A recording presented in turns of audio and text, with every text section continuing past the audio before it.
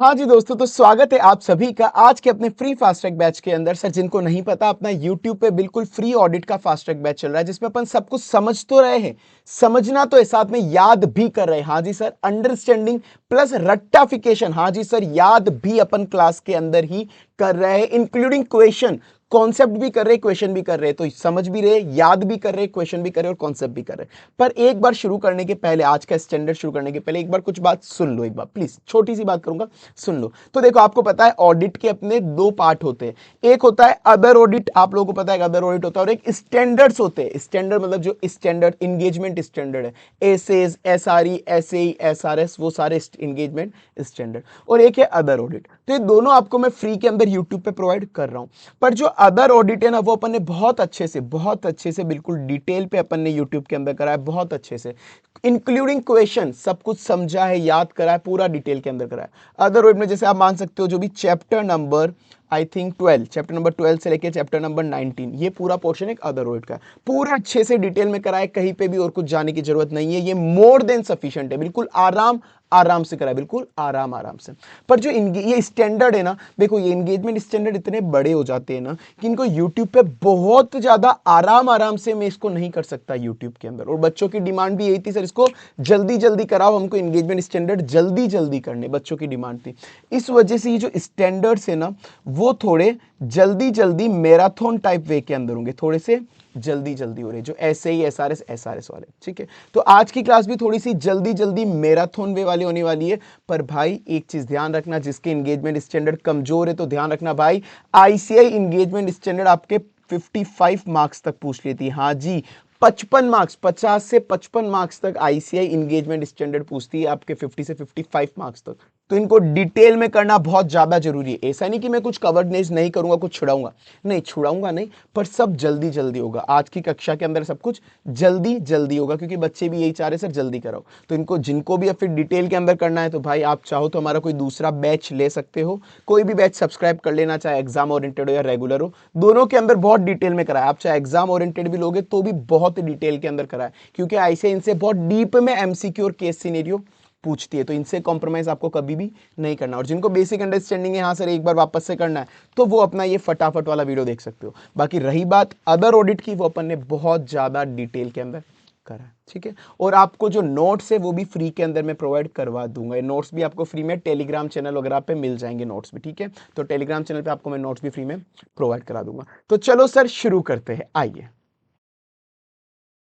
चलो ये दोस्तों, तो ऐसे चैप्टर नंबर 3 का अपन फटाफट से मैराथन शुरू करते हैं, जिसमें अपना कवर होगा ऐसे 300, 450, 520, 540, 600, 610, 620। चलो आ जाइए आ जाइए। तो ऐसे 300 क्या बोलता है, planning in an audit of financial statement. Planning में पहले स्ट्रेटेजी बनती है, फिर प्लान बनता है, फिर प्रोग्राम बनता है। स्ट्रेटेजी के अंदर मैंने क्या बताया था, ये होता है एसटीडी। ये क्या डिफाइन करता है, एसटीडी, स्कोप टाइमिंग और डायरेक्शन। एसटीडी ये क्या बताता है, स्ट्रेटेजी आपको STD, scope timing and direction, और इसी के जरिए प्लान बनता है, मतलब ये गाइडलाइन देता है प्लान बनाने के लिए। फिर अपन ने बोला था कि सर फैक्टर क्या क्या ध्यान में रखने हैं आपको ऑडिट स्ट्रेटेजी बनाते हो। मैंने बोला था सीईओ रामप्रसाद जो होगा ना, सीईओ रामप्रसाद ऑडिट की स्ट्रेटेजी बनाएगा। सीईओ रामप्रसाद। सी से कैरेक्टरिस्टिक ऑफ एंगेजमेंट देखने, कैरेक्टरिस्टिक ऑफ एंगेजमेंट मतलब स्कोप क्या होगा ऑडिट का। ई से एफर्ट, सिग्निफिकेंट एफर्ट आपको कहां पर डालने हैं। सी से कैरेक्टरिस्टिक ऑफ एंगेजमेंट, ई से एफर्ट आपको कहां पर डालने हैं। ओ से ऑब्जेक्टिव, रिपोर्टिंग का ऑब्जेक्टिव आपका क्या होगा, रिपोर्टिंग का ऑब्जेक्टिव क्या है, आपको उस हिसाब से स्ट्रेटेजी बनानी है। सीईओ, सी से कैरेक्टरिस्टिक, ई से एफर्ट और ओ से ऑब्जेक्टिव। रामप्रसाद, आर से रिसोर्सेज आपको कौन कौन से यूज लेने, एनटीई ऑफ रिसोर्सेज।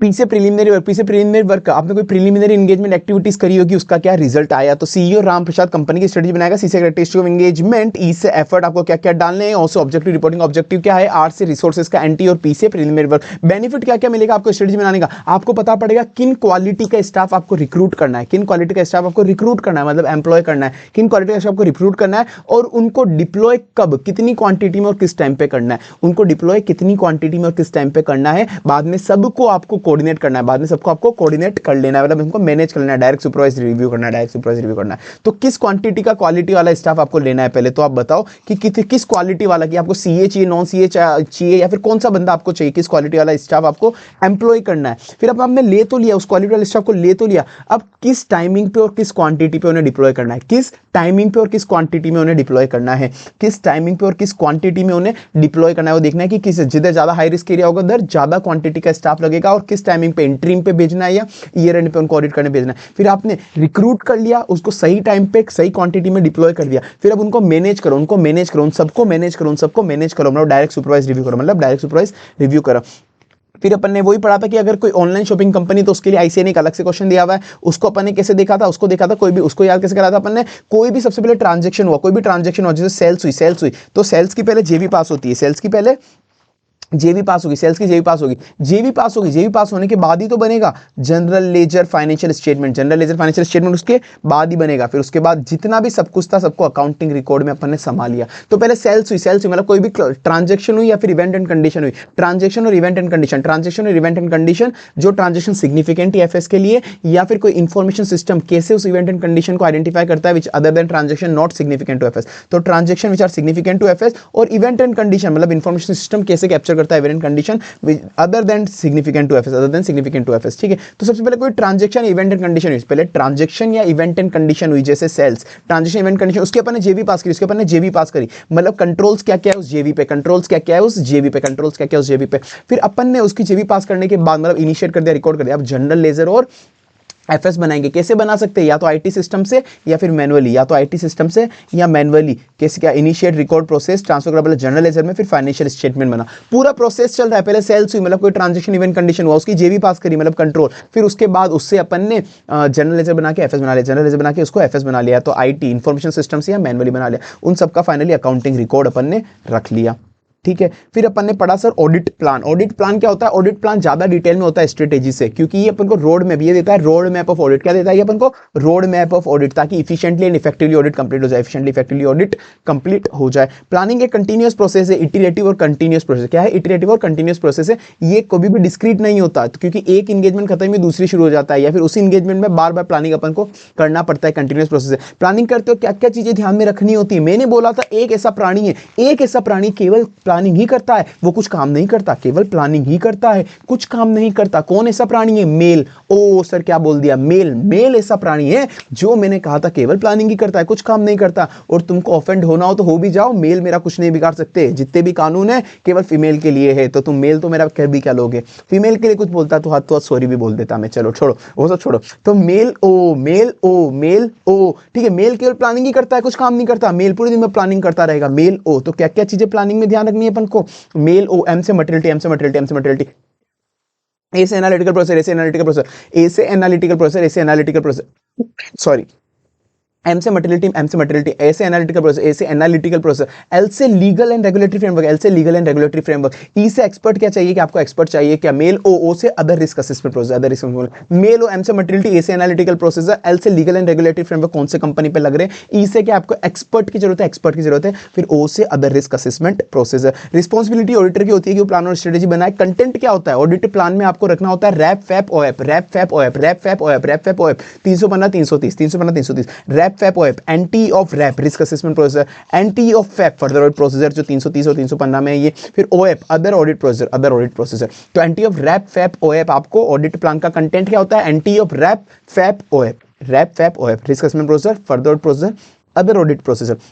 रिलेशनशिप क्या होता है ऑडिट स्ट्रेटेजी और प्लानिंग के अंदर, स्ट्रेटेजी पहले बनती है और प्लान बाद में बनता है, क्योंकि स्ट्रेटेजी पहले बनती है तो वो गाइडलाइन देती है प्लान को बनने के लिए, ठीक है ना। और इसलिए प्लान ज्यादा डिटेल में होता है, क्यों डिटेल में होगा प्लान, क्योंकि वो बाद में बन रहा है, उसमें एंटी ऑफ रैप फैप होते हैं, मतलब एंटी ऑफ ऑडिट प्रोसीजर होते हैं, दोनों इंटर रिलेटेड होते हैं, एक में चेंज हुआ तो दूसरा चेंज होगा। क्योंकि स्ट्रेटेजी पहले बनती है तो वो गाइडलाइन प्रोवाइड करती है प्लान बनने के लिए, प्लान ज्यादा डिटेल में होता है क्योंकि उसके अंदर एंटी ऑफ ऑडिट प्रोसीजर होते हैं, वो दोनों इंटर रिलेटेड होते हैं, एक में चेंज हुआ तो दूसरे में चेंज होगा ही होगा सर। बेनिफिट क्या होता है, अपन ने ऑडिट की प्लानिंग करी तो उसका बेनिफिट क्या मिलेगा, उसको मिलेगा एंगेजमेंट टीम को इंपॉर्टेंट तौर पे मैनेज करता है,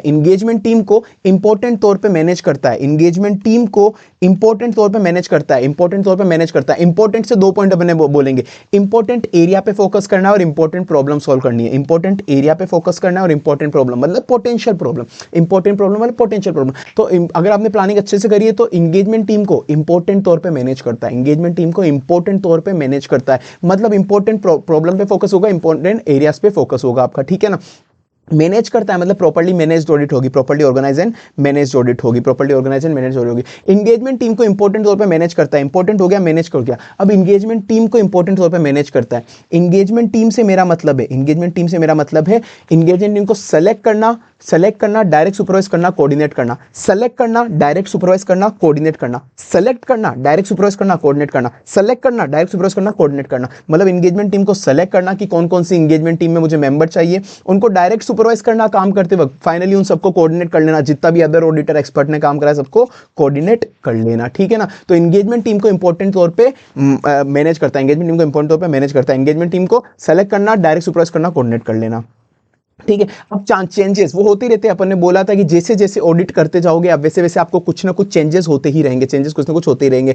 कैसे होंगे, मैंने कहा था बाद में कोई भी अनएक्सपेक्टेड इवेंट हो गया, कंडीशन हो गई, या फिर नया एविडेंस मिल गया, कोई नया एविडेंस मिल गया, उसके लिए मैंने आपको बोला था आप चाहो तो सिया से याद कर लो, सीईए सिया से याद कर लो कि अगर ऐसा कुछ हुआ तो आपको ऑडिट प्लानिंग बदलनी पड़ेगी सिया से। कंडीशन, इवेंट और ऑडिट एविडेंसेस मिला, कोई अनएक्सपेक्टेड इवेंट हो गया, कोई अनएक्सपेक्टेड इवेंट हो गया, ई से कंडीशन चेंज हो गई, कंडीशन चेंज हो गई, या फिर कोई नया एविडेंस मिला जिसकी वजह से आपको प्लानिंग चेंज करनी हो, सिया याद कर सकते हो, कंडीशन, इवेंट और नया एविडेंस मिला, नया एविडेंस मिला। अगर आपको वो अगर आपकी प्लानिंग चेंज होगी तो एंटी of FAP further audit procedure change करना पड़ेगा। या फिर कभी ऐसा हुआ कि आप जो प्रोसेस कर रहे हो सब्सटेंटिव प्रोसीजर से कुछ और एविडेंस मिल रहे, टीओसी से कुछ एविडेंस और मिल रहे, तो उस वक्त से आपको चेंज करना पड़ सकता है प्लानिंग। तो मेनली इसका पॉइंट था Siya, condition, event, audit procedure, condition, event और ऑडिट एविडेंसेस आपको कुछ ऐसे मिले जो चेंज करनी पड़ेगी, कंडीशन, इवेंट और ऑडिट एविडेंस। फिर आपको डॉक्यूमेंट क्या क्या करने पड़ते हैं, मैंने आपको बताया था डॉक्यूमेंट आपको एक तो ऑडिट, अभी तक जो पढ़ा, audit planning, audit strategy, planning और उनमें कोई भी चेंजेस हुआ तो डॉक्यूमेंट करना है। ऑडिट स्ट्रेटेजी, प्लानिंग और उनमें कोई भी चेंजेस हुआ तो डॉक्यूमेंट करना है। ऑडिट स्ट्रेटेजी में जो आपने की डिसीजन लिए वो भी डॉक्यूमेंट कर लेना। ऑडिट स्ट्रेटेजी में आपने जो भी की डिसीजन लिए वो भी आप डॉक्यूमेंट कर सकते हो। साथ में ऑडिट प्लान के अंदर क्या होता है, ऑडिट प्लान में होता है एंटी ऑफ रैप फैप, तो वो भी आप डॉक्यूमेंट कर लेना, वो भी डॉक्यूमेंट कर लेना। और अगर कोई भी चेंजेस हुए तो उसका रीजन क्या था, और जो भी आपने चेंजेस करा तो चेंज होने के बाद जो भी न्यू ऑडिट का प्लान होगा या न्यू ऑडिट की स्ट्रेटेजी होगी वो भी डॉक्यूमेंट कर लेना। तो आपको डॉक्यूमेंट क्या क्या करना है, स्ट्रेटेजी, प्लान और चेंजेस। तो स्ट्रेटेजी के अंदर की डिसीजन डॉक्यूमेंट कर लेना, स्ट्रेटेजी में की डिसीजन डॉक्यूमेंट कर लेना। फिर मैंने बोला प्लानिंग के अंदर आपको एंटी ऑफ रैप फैप डॉक्यूमेंट करना है, एंटी ऑफ रैप और एंटी ऑफ फैप आपको डॉक्यूमेंट करना है। चेंजेस हुए तो चेंजेस का रीजन क्या था और नए वाले प्लान वगैरह क्या है। चेंजेस हुआ तो उसका रीजन क्या था, रीजन कहा गया भाई ये रहा रीजन क्या था चेंज का, और जो भी नए वाले ऑडिट प्रोसीजर और नई वाली स्ट्रेटेजी वगैरह है वो आप डॉक्यूमेंट कर लेना, ठीक है। फिर उसके बाद फैक्टर, क्या क्या फैक्टर आपको ध्यान में रखने हैं ऑडिट प्लान बनाते हो। तो मैंने कहा था 5 ही याद करने, बहुत सारे, क्योंकि मैक्सिमम तो 5 ही आने वाले एग्जाम में, मतलब 5 ही लिखने होंगे मैक्सिमम, ठीक है। पढ़ना सारे एमसीक्यू कैसे भी आ सकता है। तो मैंने आपको बोला था कंपनी में पहले कौन कौन से लॉ एंड रेगुलेशन, कंपनी में कौन कौन से लॉ एंड रेगुलेशन लगते हैं, और अपन ने कोई भी रिपोर्टिंग रिक्वायरमेंट क्या है, टर्म्स ऑफ एंगेजमेंट क्या बोलता है। पहले कंपनी में कौन कौन से लॉ एंड रेगुलेशन लगते हैं, कंपनी पे लीगल रिक्वायरमेंट, रेगुलेटरी क्या है, अपन ने टर्म्स ऑफ एंगेजमेंट में क्या लिखा है अपने वो, ठीक है। अब उसके बाद देखो अपन को एएस और एसएस दोनों फॉलो करने, एएस और एसएस दोनों फॉलो करने हैं। एएस मतलब मैंने बोला था अकाउंटिंग स्टैंडर्ड, मतलब अकाउंटिंग पॉलिसी क्लाइंट पे कौन सी लगती है। एसएस मतलब ऑडिट, एसएस मतलब स्टैंडर्ड ऑडिटिंग, तो ऑडिटिंग और नया अकाउंटिंग और ऑडिटिंग प्रोनाउंसमेंट कोई आएगा। तो पहले देखो कंपनी पे कौन कौन से कंपनीज एक्ट वगैरह, मतलब लॉ एंड रेगुलेशन कौन से लगते हैं, मतलब लीगल रेगुलेटरी फ्रेमवर्क क्या है उस हिसाब से प्लानिंग बनाओ, लीगल रेगुलेटरी फ्रेमवर्क। और साथ में किसी ने अपन को अपॉइंट करा तो एक टर्म्स ऑफ एंगेजमेंट होगा, किसी ने अपन को अपॉइंट करा तो एक टर्म्स ऑफ एंगेजमेंट होगा, और टर्म्स ऑफ एंगेजमेंट भी आप देख लेना, ठीक है। और उसमें आपको एएस भी लगते हैं और एसएस भी लगते हैं ऑडिट करते वक्त, मतलब आपको फिर एएस भी लगाने, एसएस भी लगाने। एएस मतलब अकाउंटिंग स्टैंडर्ड, मतलब अकाउंटिंग पॉलिसीज क्लाइंट ने कौन सी लगा रखी है। ऐसे लगाने मतलब ऑडिटिंग प्रोनाउंसमेंट कोई नया आया है क्या, ठीक है। तो आपको एएस और एसएस दोनों लगाने हैं रिस्की और फ्रॉडुलेंट एरिया ढूंढने के लिए। रिस्की और फ्रॉडुलेंट मतलब रिस्की मतलब सिग्निफिकेंट एरिया और जहां पे फ्रॉड हो सकता है। आपको एएस और एसएस दोनों लगाने रिस्की और सिग्निफिकेंट एरिया ढूंढने के लिए, risky, significant, fraudulent area, risky और फ्रॉडुलेंट एरिया, ठीक है। तो रिस्की मतलब सिग्निफिकेंट ऑडिट एरिया, और जहां पर फ्रॉड हो सकते हैं, special attention to the possibility of fraud. जब आपको रिस्की और फ्रॉडुलेंट एरिया मिल गए, तो आप उसकी मटेरियलिटी रिवाइज करो और इंटरनल कंट्रोल पे कम भरोसा करो, मटेरियलिटी रिवाइज करो, इंटरनल कंट्रोल पे कम भरोसा करो। तो प्लानिंग में देखो कि मटेरियलिटी लेवल क्या है और इंटरनल कंट्रोल पे कितना भरोसा करना है आपको, ठीक है। और जब आपको रिस्की और फ्रॉड मिल गया तो सबकी मदद ले लो ऑडिट एविडेंसेस लेने के लिए, सबकी मदद मतलब आपके स्टाफ की, अदर ऑडिटर की, जॉइंट ऑडिटर की, एक्सपर्ट की, सबकी मदद ले लो। इंटरनल ऑडिटर की, आपके ऑडिट एविडेंस लेने के लिए सबकी मदद ले लो, आपके स्टाफ की, कि आपकी स्टाफिंग रिक्वायरमेंट क्या है, इंटरनल ऑडिटर की, अदर ऑडिटर की, जॉइंट ऑडिटर की, सबकी मदद ले लो, क्या एलोकेट करा जॉइंट ऑडिटर को वर्क, क्या अदर ऑडिटर का भी काम अपन को देखना है, क्या क्या इंटरनल ऑडिटर का काम अपन को यूज में लेना है क्या, तो ये सब ध्यान में रखना। ठीक है, 5 पॉइंट याद करने हो गया होगा, 5 पॉइंट तो अपने याद हो गए होंगे, नहीं हुए तो 1 सेकंड वीडियो पॉज करके एक बार चेक कर लो जो मैंने आपको ट्रिक बताई उससे, या फिर वापस से रिवाइंड कर लो, क्योंकि मैराथन है भाई, कुछ बच्चे मेरे से पढ़े हुए उनको समझ में आ गई होगी वो ट्रिक, जो नहीं पढ़े हुए उनको से वो ट्रिक अभी थोड़ी अजीब लगी होगी। ठीक है ना, तो 2 सेकंड पॉज करके फिर बैक जाओ, वापस से देख लो। ठीक है, कंपनी में कौन कौन से लॉ एंड रेगुलेशन लगते हैं, एस एस दोनों फॉलो करने पड़ेंगे आपको, क्योंकि रिस्क और फ्रॉडुलेंट एरिया फाइंड करने के लिए। ठीक है, एस मतलब अकाउंटिंग पॉलिसी, एस एस मतलब ऑडिटिंग प्रोनाउंसमेंट, और रिस्क एंड फ्रॉडुलेंट एरिया मिल गया तो मटेरियलिटी आपको रिवाइज करनी पड़ेगी, इंटरनल कंट्रोल पे कम रिलाय करो। फिर अब जब रिस्की फ्रॉडुलेंट एरिया है तो एविडेंस लेने के लिए सबकी मदद लो, स्टाफ की मदद लो, इंटरनल ऑडिटर की मदद लो, अदर ऑडिटर की मदद लो, जॉइंट ऑडिटर की मदद लो, सबकी मदद ले लो। ठीक है, कंपनी ने वो उसमें ऑडिट कर दी डायरेक्ट डायरेक्ट, कभी कंपनी विजिट ही नहीं करके आई थी, वो कंपनी कभी विजिट ही नहीं करके आई थी, मतलब कंपनी की अंडरस्टैंडिंग नहीं ली थी, तो और उसने डॉक्यूमेंटेशन में केवल एक चेकलिस्ट रखी, तो गलत हो गया। डॉक्यूमेंटेशन में अपन ने जो जो पॉइंट पढ़े, स्ट्रेटेजी, प्लान और चेंजेस, वो डॉक्यूमेंट करने, और अंडरस्टैंडिंग लेना कंपलसरी, वरना वॉयलेशन हो जाएगा। और यहाँ पर उसने एक्सटेंसिव फॉरेन कंट्रीब्यूशन चेक करी, जितना उसने सोचा था कि फॉरेन कंट्रीब्यूशन में जितनी चेकिंग करेगी उससे ज्यादा कर रही है, तो उसको देखना पड़ेगा कि जो भी उसने चेंजेस करे, क्यों उसने अपना ऑडिट प्लान चेंज करा, उसका रीजन डॉक्यूमेंट करना पड़ेगा। अपन ने स्ट्रेटेजी पढ़ लिया, प्लान पढ़ लिया, अब आएंगे ऑडिट प्रोग्राम पे। ऑडिट प्रोग्राम क्या होता है, मैंने आपको बताया था कि हर एक टीम मेंबर को अलोकेट करना काम, कि तू कौन सा काम करेगा, किस टाइमिंग पे करेगा। Prepare to allocate the work to the team member. Audit procedure, तू कौन सा काम करेगा, किस टाइम पे करेगा, कौन सा ऑडिट प्रोसीजर लगाएगा। ये कंपैरेटिवली लेस इंपॉर्टेंट है कि ऑडिट प्रोसीजर बनाते हो क्या क्या ध्यान में रखना पड़ता है। तो मैंने कहा था क्लाइंट के बारे में सब कुछ जान लो, क्लाइंट के बारे में सब कुछ जान लो, क्लाइंट का ऑर्गेनाइजेशन स्ट्रक्चर कौन सा है, क्लाइंट का अकाउंटिंग पॉलिसी कौन सी लगाता है, क्लाइंट इंटरनल कंट्रोल कौन से फॉलो करता है, सब कुछ जो जो जानना है। क्लाइंट के वहाँ पे चले जाओ, क्लाइंट के वहाँ पे विजिट कर लो, बुक्स ऑफ अकाउंट्स चेक कर लो, सब कुछ मतलब क्लाइंट के बारे में पूरा जान लो, फिर ऑडिट प्रोग्राम बनाओ। और बाकी जो आपने प्लान बनाया, प्लान के हिसाब से ऑडिट प्रोग्राम बना दो। बाकी जो आपने ऑडिट प्लान बनाया उस हिसाब से ऑडिट प्रोग्राम बनाओ। बाकी क्लाइंट के बारे में सब कुछ जान लो, देखो विजिट कर लो, क्लाइंट का बिजनेस कौन सा है वहाँ पे विजिट कर लो, बुक्स ऑफ अकाउंट्स चेक कर लो, आपके record, title of books visit कर लो, ऑर्गेनाइजेशन स्ट्रक्चर, इंटरनल कंट्रोल वगैरह सब कुछ जान लो, पॉलिसीज सब कुछ, अकाउंटिंग मैनेजमेंट पॉलिसीज कौन सी है क्लाइंट की, क्लाइंट का इंटरनल कंट्रोल कौन सा, ऑर्गेनाइजेशन स्ट्रक्चर कौन सा है, फिर क्लाइंट की हिस्ट्री वगैरह सब कुछ जानने के बाद आपको ऑडिट का प्रोग्राम बनाना है। ऑडिट के प्रोग्राम में कब चेंज हो सकता है, पहले अपन ने पढ़ा प्लान में कब चेंज होता है, सिया, कंडीशन, इवेंट और ऑडिट एविडेंस। ऑडिट प्रोग्राम में कब कब चेंज हो सकता है, तो मैंने आपको बताया था ऑडिट प्रोग्राम में आपको चेंज होता है जब P&L आइटम चेंज हो जाए और बैलेंस शीट आइटम चेंज हो जाए, P&L आइटम चेंज हो जाए और बैलेंस शीट आइटम चेंज हो जाए। P&L मैंने बताया था पहले अपना टर्नओवर कुछ और था, P&L में क्या आता है टर्नओवर, पहले टर्नओवर कुछ और था, बाद में एक्सपेक्टेडली एकदम से बहुत ज्यादा बढ़ गया, वॉल्यूम टर्नओवर एकदम से बढ़ गया। बैलेंस शीट आइटम में मैंने क्या आपको बताया था आपको कि या तो डेटर या स्टॉक पिछली बार से बढ़ गया, डेटर स्टॉक ज्यादा मतलब करंट असेट डेटर स्टॉक बढ़ गया, या फिर फिक्स असेट में मिस अप्रोप्रिएशन हो गई। तो एक तो मैंने P&L आइटम बताया, 2 बैलेंस शीट आइटम बताया। P&L में टर्नओवर आता है, बैलेंस शीट के अंदर डेटर स्टॉक आता है, डेटर स्टॉक बहुत ज्यादा चेंज हो गए, और फिर मैंने बताया फिक्स असेट बहुत ज्यादा मिस अप्रोप्रिएट हो गए, फिक्स असेट मिस अप्रोप्रिएट हो गई। और एक मैंने कहा था कि इंटरनल कंट्रोल वाला पॉइंट अलग से देख लेना, क्योंकि ऊपर भी इसके 2 पॉइंट है, इंटरनल कंट्रोल के 2 पॉइंट ऊपर भी है कि इंटरनल कंट्रोल जितना मैंने सोचा था उससे वीक निकला, इंटरनल कंट्रोल जितना मैंने सोचा था वीक निकला। तो ऊपर वाले 3 पॉइंट याद हो तो ठीक, मेन 4 पॉइंट तो यही वाले जो अभी अपन ने याद करे। ठीक है, और बाकी इंटरनल कंट्रोल से 2 पॉइंट ऊपर क्या बनेंगे कि पिछले साल को जो दूसरा इंटरनल कंट्रोल था, इस साल दूसरा इंटरनल कंट्रोल है। इस साल मैंने इवेल्युएट करा उसका इंटरनल कंट्रोल, तो इंटरनल कंट्रोल में चेंजेस हो गए आईसी में, या फिर आईसी चेंज हो गया, और जो मेरे को दिन पे दिन एक्सपीरियंस मिला ऑडिट करने के बाद, तो उस हिसाब से मेरे को प्रोग्राम बदलना पड़ा, जो मुझे एक्सपीरियंस मिला। ठीक है, बाकी एक P&L का हो गया टर्नओवर, 2 बैलेंस शीट के हो गए स्टॉक, डेटर और एक और असेट। फिर उसके बाद अपन ने देखा था ये audit program movie theatre expense, movie theatre का मैंने बोला था कि इसके क्वेश्चन से ही आंसर बन जाएगा कि मूवी थिएटर है वो काउंटर पे टिकट बेच रहा है, ऑनलाइन बुकिंग टिकट बेच रहा है। तो ठीक है, तो पहले स्टार्टिंग के 2 पॉइंट तुम देख सकते हो कि एमओए एओए चेक कर लो और ऑब्जेक्ट लॉस चेक कर लो कि क्या वो मूवी थिएटर का धंधा ही चलाना है। पर उसके बाद देखो काउंटर पे बेच रहा है, ऑनलाइन बुकिंग पे बेच रहा है, तो सब जगह इंटरनल कंट्रोल लगा लो, सारी इनकम पे इंटरनल कंट्रोल लगा लो। जो भी वो कलेक्शन कर रहा है सेल ऑफ टिकट ऑफलाइन, उस पर इंटरनल कंट्रोल है क्या, ऑनलाइन बुकिंग कर रहा है उस पर इंटरनल कंट्रोल है क्या, कैफे पब वगैरह से जो इनकम आ रही है उस पर इंटरनल कंट्रोल है क्या, एडवर्टाइजमेंट पे इंटरनल कंट्रोल है क्या, उससे जो इनकम आ रही है, पार्किंग से जो इनकम आ रही है उस पर इंटरनल कंट्रोल है क्या। ये वो के वही सारे पॉइंट है, इंटरनल कंट्रोल से जो इनकम आ रही है उस पर इंटरनल कंट्रोल है क्या, एडवर्टाइजमेंट और पार्किंग एरिया से जो इनकम आ रही है उस पर इंटरनल कंट्रोल है क्या। आपको बस ये देख लेना है। ठीक है, एक्सपेंस क्या क्या होते हैं, अगर मूवी थिएटर है तो जो उसको डिस्ट्रीब्यूटर है उसको पेमेंट देना पड़ेगा, स्टाफ की सैलरी से वो पेमेंट देना पड़ेगा, बिल्डिंग है तो उसका रिपेयर मेंटेनेंस होगा, सैलरी देनी पड़ेगी स्टाफ को, बिल्डिंग का रिपेयर मेंटेनेंस होगा, डिस्ट्रीब्यूटर को पेमेंट करना पड़ेगा। मैं वापस से देख रहा हूँ कि कुछ बच्चे वापस से नोट्स कर रहे हैं। अरे भाइयों बहनों, मैंने कहा ना, नोट्स के लिए मैंने आपको कहा नोट्स जो भी होंगे वो आपको most of the notes, mostly मैं देखो ऑलमोस्ट सारे कह रहा हूँ, 100% तो मैं भी नहीं प्रोवाइड कर सकता, मेरे पे भी कुछ रिस्ट्रिक्शंस है फ्री के अंदर, बट ऑलमोस्ट सारे नोट्स मैं आपको मेरे टेलीग्राम चैनल पे प्रोवाइड करवा दूंगा। टेलीग्राम चैनल पे मैं ऑलरेडी है, टेलीग्राम चैनल पे आप चले जाना, मेरा टेलीग्राम चैनल है सीए हेमंत सोमानी।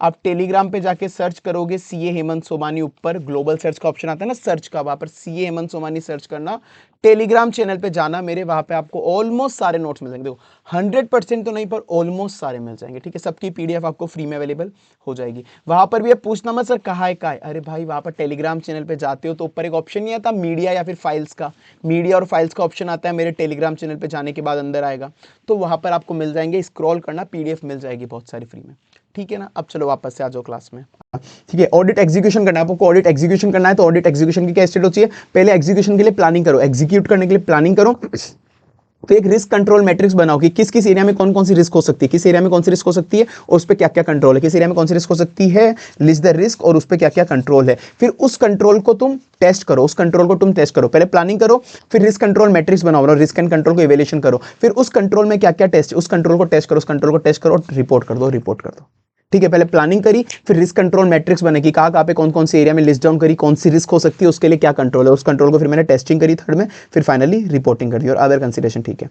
अब ऐसे 450 सर, ऐसे 450 का मैराथन में अपना देखो evaluation of miss statement identify. Miss statement क्या होता है, मैंने तुमको बताया था मिस स्टेटमेंट दो चीज का डिफरेंस होता है, एसीपीडी, एसीपीडी जो फाइनेंशियल स्टेटमेंट में आपने एक्चुअली करा वर्सेस एफआरएफ क्या बोलता है, वर्सेस एफआरएफ क्या बोलता है एसीपीडी के लिए, वर्सेस एफआरएफ क्या बोलता है। एसीपीडी मतलब amount classification presentation disclosure, amount classification presentation disclosure जो फाइनेंशियल स्टेटमेंट में आपने डाला, वर्सेस एफआरएफ क्या बोलता है। अगर उनके बीच में डिफरेंस है तो वो आपका मिस स्टेटमेंट। ऑब्जेक्टिव क्या है, मुझे ढूंढना है कि कोई भी मिस स्टेटमेंट ऑडिट को इफेक्ट कर सकता है क्या, और कोई भी अनकरेक्टेड मिस स्टेटमेंट है वो मटेरियल है क्या। Accumulated miss statement, accumulated miss statement मतलब मुझे देखना है कि कोई भी सिंगल मिस स्टेटमेंट या फिर अक्यूमुलेट होके सब कुछ मिलकर मेरी मटेरियलिटी को क्रॉस ना कर जाए, मेरी मटेरियलिटी को क्रॉस ना कर जाए। तो अक्यूमुलेटेड मिस स्टेटमेंट में सबको अक्यूमुलेट करूंगा except trivial, except clearly trivial, other than those which are clearly trivial. मुझे साफ दिख रहा है तो बिल्कुल चिंदी सा है तो 5 रुपए का डिफरेंस है मेरे को कोई बिल्कुल भी इररिलेवेंट है। ध्यान रखना clearly trivial is not a material, immaterial,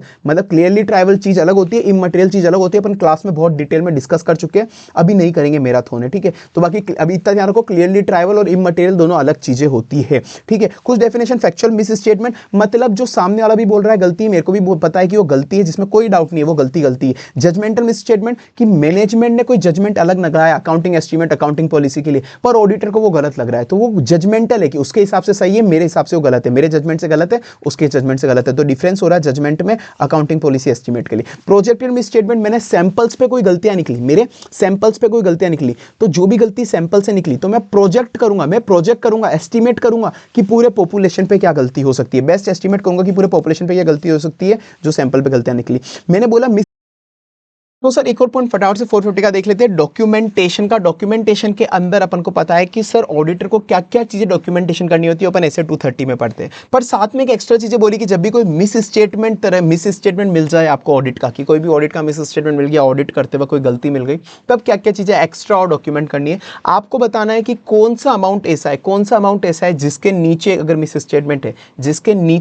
statement है, तो वो ट्राइवल मान ली जाएगी, लेट से ₹200, एक ऐसा अमाउंट है जिसके नीचे अगर कोई मिस स्टेटमेंट है, तो वो ट्राइवल माना जाएगा। So the amount below which misstatement is trivial. आपको सारी मिस स्टेटमेंट आपको डॉक्यूमेंट करनी है, ऑल मिस स्टेटमेंट जितनी भी एक्यूमुलेट हुई ड्यूरिंग द ईयर, और आपको बताना है क्या वो करेक्ट करा, क्या मैनेजमेंट ने उसे सही कर दिया, क्या करेक्ट कर दिया क्या, और बताना है कि अगर कोई भी अनकरेक्टेड मिस स्टेटमेंट है, चाहे इंडिविजुअली या फिर एग्रीगेटली, वो मटेरियल है क्या, आपको आपके हिसाब से बताना है कि कोई भी अनकरेक्टेड मिस स्टेटमेंट है वो मटेरियल है क्या। इससे एमसीक्यू का फिर भी पॉइंट आ जाता है कि क्या क्या डॉक्यूमेंटेशन करना है, क्या क्या डॉक्यूमेंटेशन नहीं करना। तो आपको करना है कि एक तो आपको बताना है कि कौन सा अमाउंट है जिसके नीचे ट्रैवल मान लिया जाएगा, क्लियरली ट्रैवल मान जाएगा। ऑल मिस स्टेटमेंट वो करेक्ट करिए या अनकरेक्ट है, ऑल मिस स्टेटमेंट वो करेक्ट करिए या अनकरेक्ट है। अगर अनकरेक्ट करिए तो आपके हिसाब से क्या वो मटेरियल है क्या, इंडिविजुअली और एग्रीगेटली। ये आपका एमसीक्यू पॉइंट आ सकता है। इस स्टेटमेंट के क्या क्या सोर्स हो सकते हैं, मैंने बोला था मिस स्टेटमेंट क्या क्या सोर्स हो सकते हैं। तो मैंने बोला था या तो डाटा को आपने जब गैदर कर रहे थे, गैदर या फिर प्रोसेस, तब आपने गलती कर दी या फिर भूल गए, या तो आपने गलती कर दी उसको लेते वक्त, या फिर आपने ओमिट कर दिया, तो गलती कर दी उसको लेते वक्त प्रोसेस करते हो, या आप भूल गए, गलती कर दिया भूल गए, गलती कर दिया भूल गए, गलती कर दिया भूल गए, डाटा को एक्यूरेट होकर करते हो।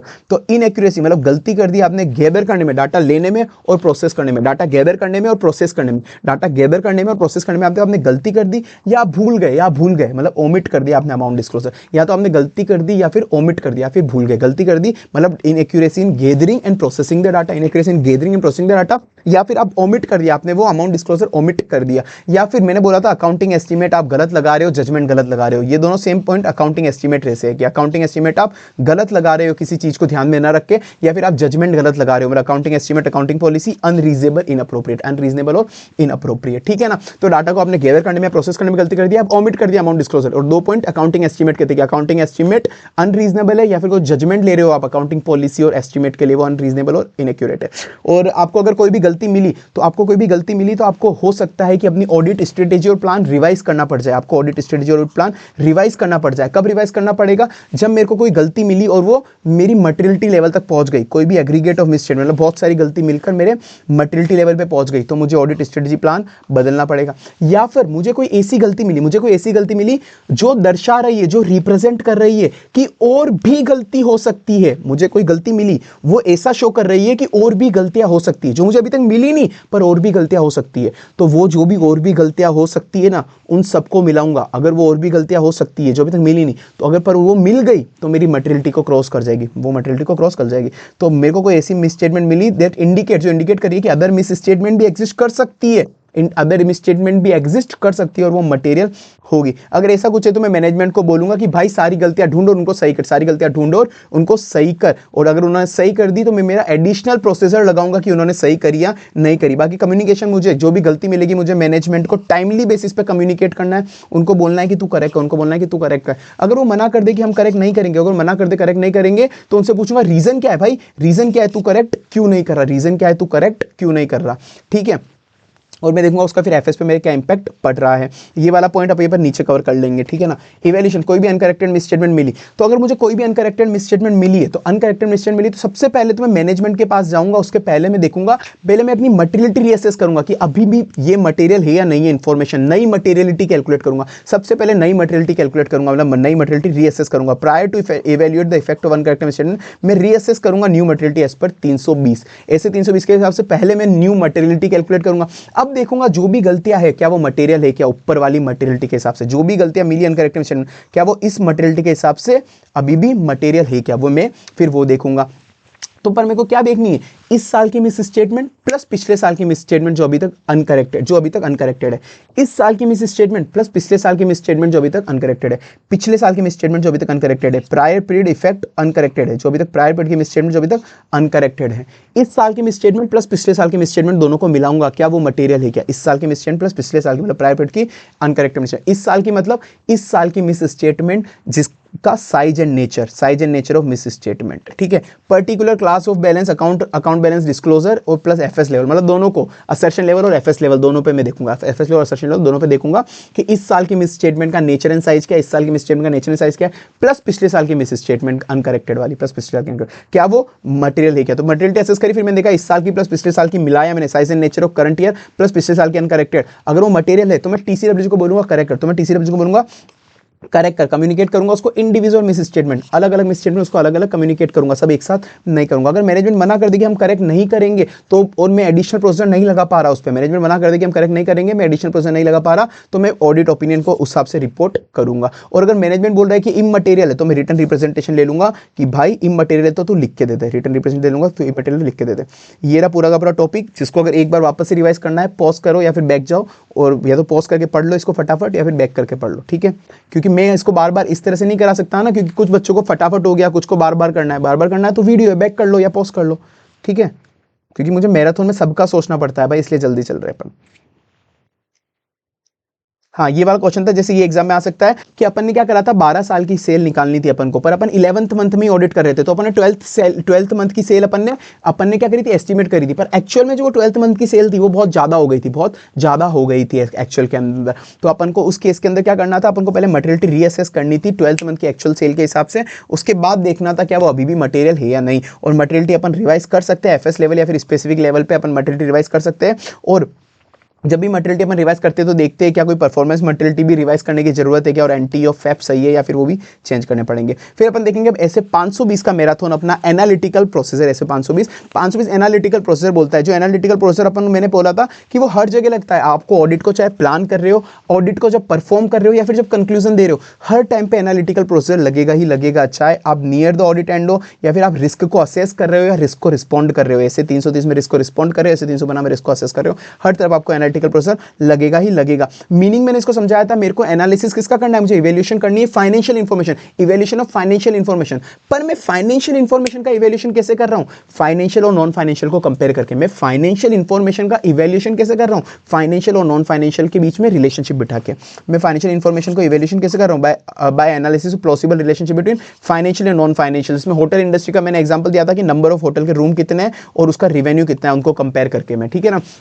मुझे फाइनेंशियल इंफॉर्मेशन का एनालिसिस करना है, किसके बीच में रिलेशनशिप बिठा के, फाइनेंशियल एंड नॉन फाइनेंशियल के बीच में। अगर इनकंसिस्टेंट मिला, बहुत ज्यादा मटेरियल डिफरेंस आया, तो मैं उसमें इन्वेस्टिगेशन करूंगा। इन्वेस्टिगेशन कब करूंगा, जब कोई भी मेरा जो एक्सपेक्टेड वैल्यूज आनी थी वो उतनी नहीं आई, बहुत ज्यादा अनएक्सपेक्टेड फ्लक्चुएशन रिलेशनशिप आ गया। अब मैंने बोला था जब ना मुझे क्या क्या फैक्टर ध्यान में रखने, परफॉर्म सेव करते हो, मतलब कंपेरिजन किससे कर सकता हूँ, या तो मैं फाइनेंशियल इंफॉर्मेशन को कंपेयर कर सकता हूं या फिर मैं कोई रिलेशनशिप चेक कर सकता हूं, या तो फाइनेंशियल इंफॉर्मेशन चेक कर सकता हूं या कोई रिलेशनशिप चेक कर सकता हूं। फाइनेंशियल इंफॉर्मेशन क्या चेक कर सकता हूं, मैं मेरे इस बार का डाटा पिछले साल से चेक कर सकता हूं, अगले साल से, मतलब होने वाले एक्सपेक्टेड नेक्स्ट फ्यूचर ये से कंपेयर करता हूं, तो पिछले साल से कंपेयर कर लूं या फ्यूचर से कंपेयर कर लूं या इंडस्ट्री से कंपेयर कर लूं, या तो पिछले साल से वो डाटा कंपेयर कर लूं, comparable information of prior period, या फिर आने वाले साल से एंटीसिपेटेड रिजल्ट, जो मुझे एंटीसिपेट लग रहा है बजटोग्राम, मतलब आने वाले साल, या तो पिछले साल या आने वाले साल या इंडस्ट्री से कंपेयर कर लूं, सिमिलर इंडस्ट्री इंफॉर्मेशन में उससे डाटा कंपेयर कर सकता हूं। तो या तो मैं फाइनेंशियल इंफॉर्मेशन से कंपैरिजन कर सकता हूं या मैं कोई रिलेशनशिप बिठा सकता हूं,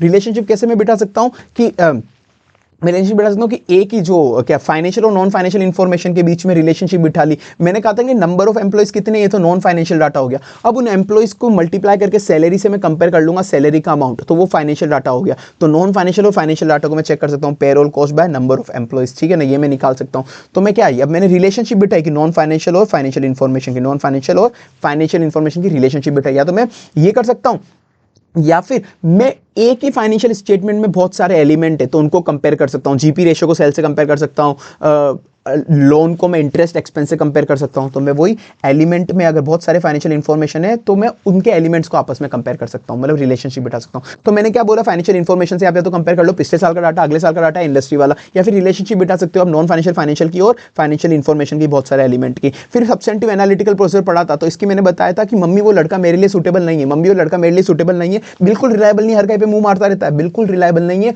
हर कहीं पे मुंह मारता रहता है, ठीक है ना। तो मेरी एक्सपेक्टेशन कुछ और है, मेरी एक्सपेक्टेशन कुछ और है, मेरी एक्सपेक्टेशन कुछ और है, मैं अभी और इन्वेस्टिगेशन करूंगी। भाई बहुत डिफरेंस है, मैं इन्वेस्टिगेशन करूंगी। मम्मी वो लड़का मेरे लिए बिल्कुल सूटेबल नहीं है, वो बिल्कुल हर कहीं पे मुंह मारता है, बिल्कुल रिलायबल नहीं, वो लड़का मेरे लिए बिल्कुल सूटेबल नहीं है, बिल्कुल रिलायबल नहीं, हर कहीं पे मुंह मारता है।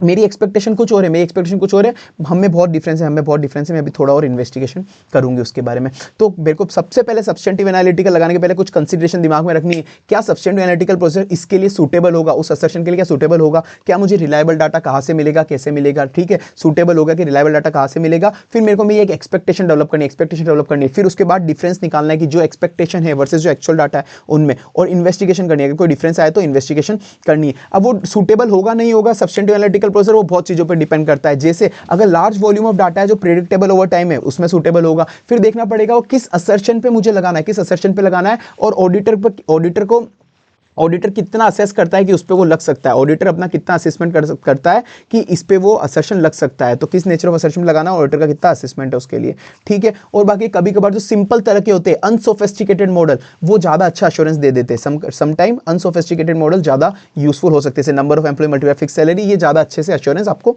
दे देंगे। Different type of analytical processor provided different level of assurance, different analytical processor different assurance देंगे। मैंने कहा था रेंट इनकम अगर आपको निकालनी है तो number of apartment multiply rent पर अपार्टमेंट कर लो, तो तो आ जाएगी। पर यही अगर आपको सेल्स अमाउंट निकालना हो जीपी से सेल्स अमाउंट जाओगे तो आपको इतना रिलायबल अमाउंट नहीं मिलेगा, क्योंकि जीपी तो बहुत से फैक्टर अफेक्ट करते हैं, एक्सपेंस वगैरह वो सब चीजें, ठीक है ना।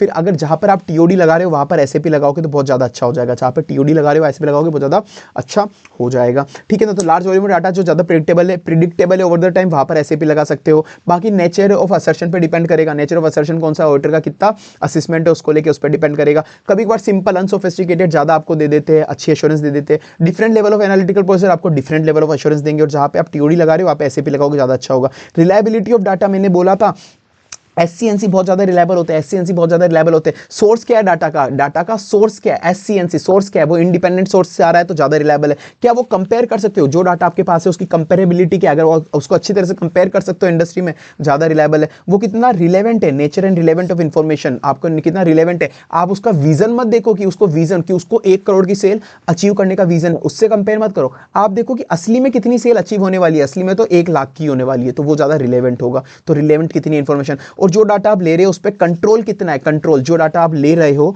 आप अपनी एक्सपेक्टेशन बनाने के लिए, तो उस पर कंट्रोल कितना था, उसको बनाने में कंट्रोल कितना था, अच्छा कंट्रोल था तो ज्यादा रिलायबल होगा। तो एससीएनसी बहुत ज्यादा रिलायबल होते हैं, एससीएनसी बहुत ज्यादा रिलायबल होते हैं, एससीएनसी बहुत ज्यादा रिलायबल होते हैं, एससीएनसी बहुत ज्यादा रिलायबल होते हैं। Source of information control, source of information control, मतलब एक कंट्रोल हो गया, एक कंपेयर हो गया, कंट्रोल हो गया, कंपेयर हो गया। एससीएनसी, एन से nature and relevance, nature and relevance, S से सोर्स ऑफ इंफॉर्मेशन, सी से comparability, S C N C, N से नेचर एंड रिलेवेंस, फिर सी से कंट्रोल, एससीएनसी ज्यादा रिलायबल होता है। डिफरेंस, अगर डिफरेंस आ गया, अगर up to an acceptable level है, क्या इतना डिफरेंस तो है कि एक्सपेक्ट मैंने इतना करा था, असली में अमाउंट इतना एक्सेप्टेबल लेवल है, तो मैं डायरेक्ट एक्सेप्ट कर लूंगा बिना किसी इन्वेस्टिगेशन के। पर नहीं भाई, डिफरेंस बहुत ज्यादा, बहुत बड़ा अमाउंट का डिफरेंस, अगर बहुत बड़े अमाउंट का डिफरेंस अगर आपको ऐसा मिल गया तो आपको इन्वेस्टिगेशन करनी पड़ेगी। कैसे, इंक्वायरी करनी पड़ेगी, आपको इंक्वायरी करनी पड़ेगी। मैनेजमेंट तू बता इतना डिफरेंस क्यों आया, उससे इंक्वायरी करनी पड़ेगी, और उसने जो बोला वो सही है या नहीं उसके लिए एविडेंस लूंगा, उसने जो बोला उसको सही है नहीं उसके लिए एविडेंस लूंगा। तो मैं एक तो मैनेजमेंट से इंक्वायरी करूंगा, पर मैनेजमेंट से इंक्वायरी से काम नहीं बन रहा तो मैं अदर ऑडिट प्रोसीजर करूंगा, तो अदर ऑडिट प्रोसीजर करूंगा। तो अगर कभी इन्वेस्टिगेशन करना हो आपको, मतलब डिफरेंस ज्यादा आ जाए, इन्वेस्टिगेशन करना हो तो कैसे करोगे, सबसे पहले मैनेजमेंट के माथे पड़ जाओ, उससे इंक्वायरी करो, वो जो बोले उसके लिए एविडेंस ले लो, वो जो बोले उसके लिए एविडेंस ले लो, तो पहले इंक्वायरी करो, ठीक है। और अगर उससे काम नहीं बन रहा तो अदर ऑडिट प्रोसीजर कर लेना, जो भी आपको सही लगे उस वक्त। टाइमिंग क्या होती है, मैंने कहा एनालिटिकल प्रोसीजर हर जगह लगता है, प्लानिंग में, टेस्टिंग में, कंप्लीशन में क्या लगता है कि ऑडिटर ने जो अंडरस्टैंडिंग लगाई थी, ऑडिटर की जो अंडरस्टैंडिंग थी एंटिटी को लेके जो अंडरस्टैंडिंग थी, क्या उसी हिसाब से कंक्लूजन जा रहा है, क्या उसी हिसाब से कंक्लूजन जा रहा है। जो ऑडिटर की अंडरस्टैंडिंग थी एफएस को लेके, क्या वो कंसिस्टेंट है उसके कंक्लूजन से, कि जो ऑडिटर ने अंडरस्टैंडिंग बनाई थी और जब वो फाइनल कंक्लूजन दे रहा है क्या वो कंसिस्टेंट है या नहीं, उस पर भी एनालिटिकल प्रोसेस लगा सकता है। होटल रूम पेरोल कॉस्ट मैंने बहुत बार बता दिया तुमको ये वाला, तो कि जो पेरोल कॉस्ट होती है वो आप इजीली निकाल सकते हो, number of employees multiply fix rate करके। तो मतलब कभी कभार अनसोफिस्टिकेटेड मॉडल होते हैं वो ज्यादा यूजफुल होते हैं। और अगर आप होटल के लिए निकालोगे तो different level of assurance provided, different level of analytical processor provided, different level of assurance. Hotel room, rental room भी आप निकाल सकते हो, ठीक है। अगर यहाँ पर एनालिटिकल प्रोसेसर आप अच्छे से लगा सकते हो तो टीओडी की नीड रिड्यूस हो जाएगी, ठीक है। ऐसे 300 का एक और पॉइंट आप देख लेना कि एडिशनल कंसीडरेशन, जो फर्स्ट बार आप ऑडिट करते हो उस पर एडिशनल कंसीडरेशन क्या क्या लेनी पड़ती है, आईसीआईएसएम में नहीं है कि आप पुराने ऑडिटर से बात करो, मैनेजमेंट से बात करो, पुराने ऑडिटर से बात करो, मैनेजमेंट से बात करो और ओपनिंग बैलेंस चेक करो। अगर फर्स्ट बार कोई ऑडिट कर रहे हो तो क्या आपको एडिशनल चीजें क्या करनी होगी इनिशियल ऑडिट पे, ठीक है। पुराने ऑडिटर से बात करो, प्रीडिसेसर ऑडिटर से, मैनेजमेंट से बात करो कि कोई भी मेजर इशू है कि उसको अकाउंटिंग वाला तो उससे बात करो, अकाउंटिंग ऑडिटिंग का कोई मेजर इशू है, और ओपनिंग बैलेंस चेक करो, ठीक है। बाकी ऐसे 300 में अपने प्रीलिमिनरी एंगेजमेंट एक्टिविटीज वो पढ़ी ली थी अपने, जो एसक्यूसी 1 में पढ़ा हुआ है कि सामने वाले की इंटीग्रिटी मेरा कंपिटेंस, और एथिकल रिक्वायरमेंट पूरी हो रही है नहीं हो रही है। और ऐसे 210 के अंदर अपने पढ़ा था कि टर्म्स ऑफ एंगेजमेंट आप पहले ही ले लेना।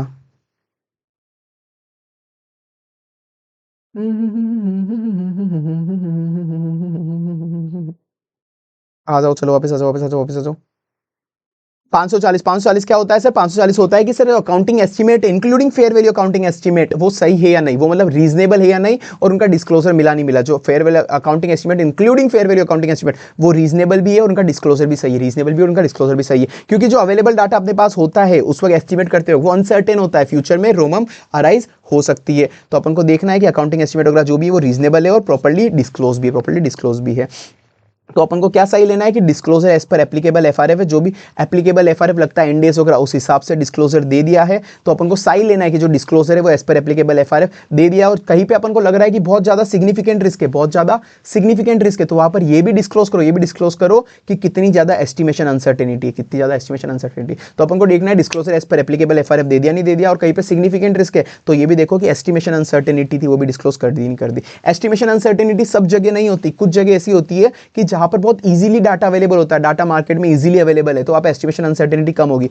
Not all FS item have estimation uncertainty. जैसे फेयर वैल्यू मेजरमेंट अपन करते हैं तो एस्टिमेशन अनसर्टेनिटी नहीं होगी अगर open market value readily data market में डाटा इजीली अवेलेबल है तो उस पर नहीं होगी। पर किस किस जगह जजमेंट लगाना पड़ता है। मैनेजमेंट बायस हो सकता है कि वो चाहे तो कंपनी को जानबूझ के अच्छा दिखाए एस्टिमेशन में या जानबूझ के खराब दिखाए, वो मैनेजमेंट बायस हो सकता है। तो मैनेजमेंट बायस आप एक स्पेसिफिक अकाउंट लेवल पे नहीं पकड़ सकते कि आपने एक ही एस्टिमेट देखा और आपने पकड़ लिया कि मैनेजमेंट बायस है, नहीं, आपको पूरे ग्रुप लेवल पे देखना पड़ेगा, पूरे के पूरे बहुत सारी चीजें एक साथ देखनी पड़ेगी, सारे के सारे अकाउंटिंग एस्टिमेट एक साथ देखो, साथ में पिछले साल के अकाउंटिंग एस्टिमेट भी आप कंपेयर कर सकते हो तो वो भी कर लो, तब पता पड़ेगा मैनेजमेंट बायस है या नहीं। अकाउंट लेवल पे आप नहीं कर सकते, डिफिकल्ट है। सारे ग्रुप एक साथ देखो, सारे अकाउंटिंग एस्टिमेट देखो, नंबर ऑफ अकाउंटिंग पीरियड पिछले साल से इस साल से 2-4 साल के एस्टिमेट देखो कि मैनेजमेंट बायस है या नहीं है। साथ में मैनेजमेंट अगर पॉसिबली बायस हो तो मैंने कहा था कि मैनेजमेंट कभी बोल रहा है कि इन्वेंट्री की वैल्यू 1 साल है, कभी बोल रहा है 2 साल है, क्या असेट की वैल्यू कभी बोल रहा है 1 साल है, कभी बोल रहा है 2 साल, कभी बोल रहा है 5 साल, कभी बोल रहा है 10 साल है, बार बार चेंज कर रहा है, मतलब अकाउंटिंग एस्टिमेट बार बार चेंज कर रहा है, सब्जेक्टिव असेसमेंट लगा के बार बार चेंज कर रहा है। वो बोल रहा है कि इन्वेंट्री, वो बोल रहा है कि मशीन की वैल्यू 5 साल है, पर असली में मार्केट वाले तो उसकी वैल्यू 10 साल मानते हैं, उसकी जो लाइफ है 10 साल मांगते हैं, उसकी लाइफ 10 साल मांगते हैं और वो 5 साल ही मान रहा है, मतलब उसका जो अजम्पशन है वो मार्केट के साथ इनकंसिस्टेंट है, ठीक है ना। और वो किसी चीज को लेकर बहुत ज्यादा ऑप्टिमिज्म या पेसिमिज्म, किसी चीज को लेकर बहुत ज्यादा या तो अच्छा दिखाना चाह रहा है, बहुत गंदा ऑप्टिमिज्म या पेसिमिज्म।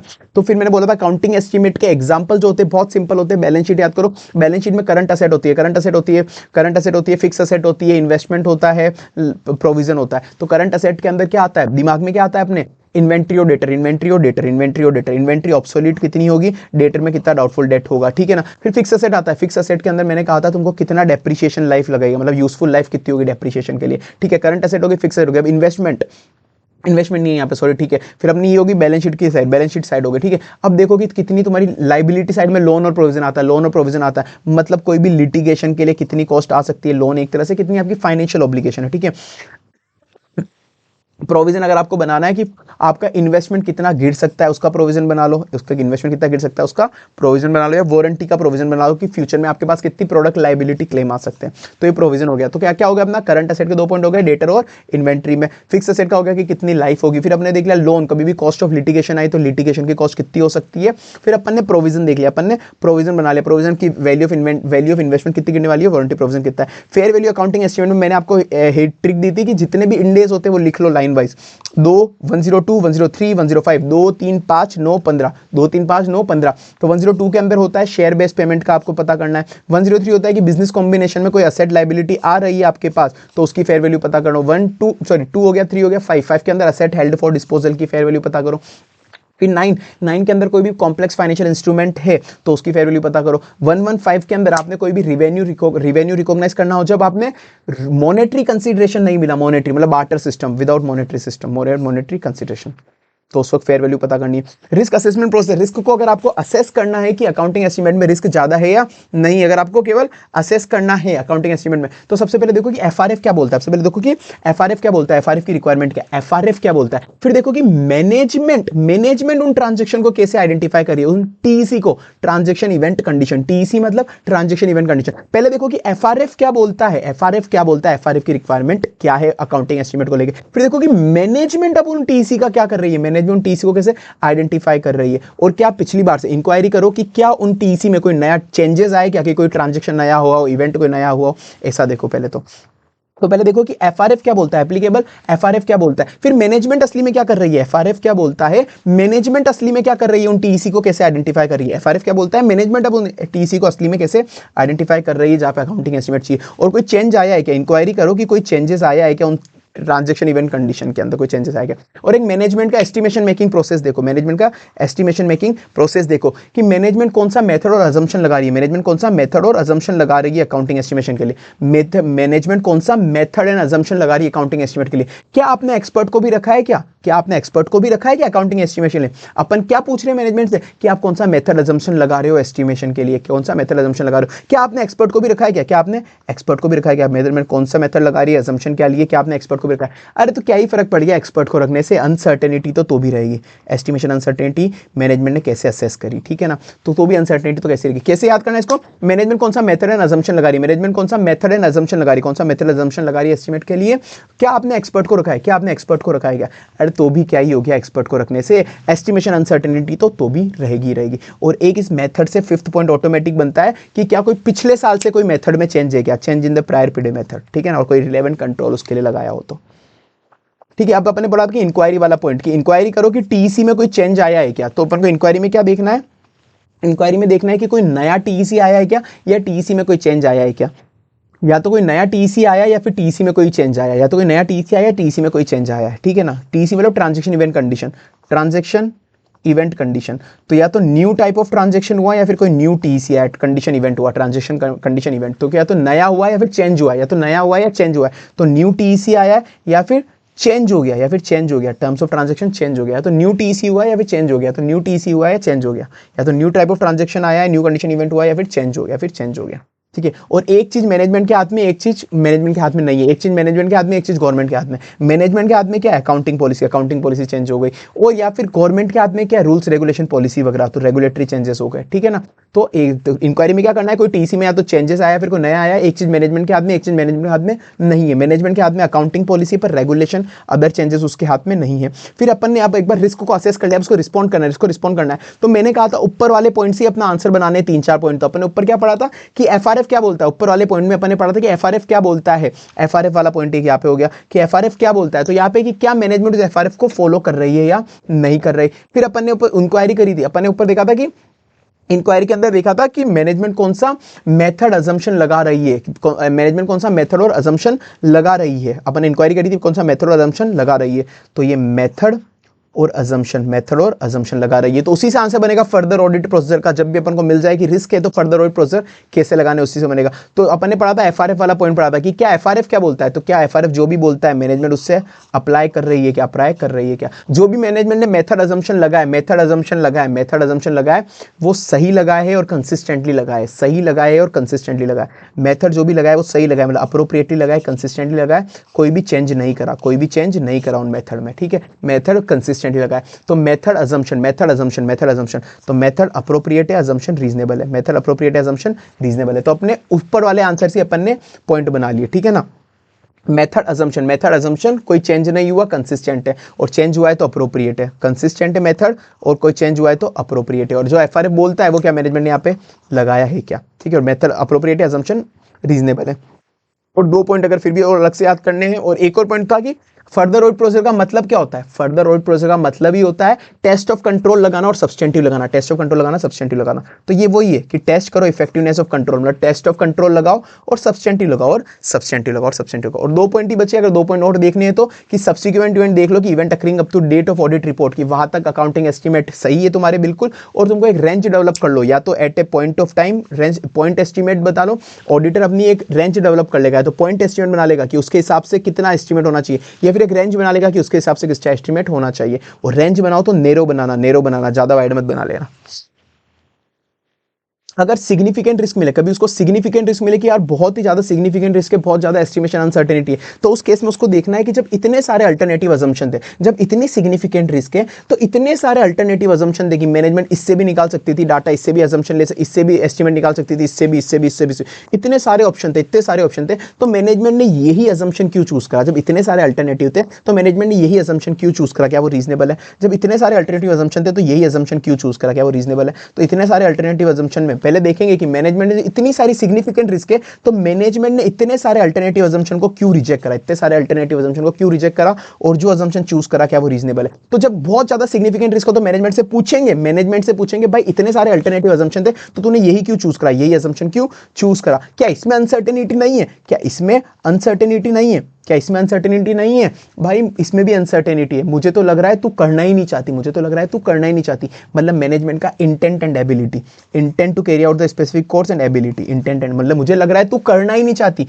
मैनेजमेंट का इंटेंट एंड एबिलिटी नहीं है, मैनेजमेंट का इंटेंट एंड एबिलिटी नहीं है to do the particular course of action, to do the specific course of action. ठीक है, तो इतने सारे अल्टरनेटिव अजम्पशन में तूने केवल यही अजम्पशन क्यों चूज करा? अल्टरनेटिव अजम्पशन में केवल यही अजम्पन क्यों चूज करा? क्या ये रीजनेबल है? तेरा अल्टरनेटिव अजम्पशन में तूने बाकियों को रिजेक्ट करके इसको ही क्यों चूज करा? क्या रीजनेबल है?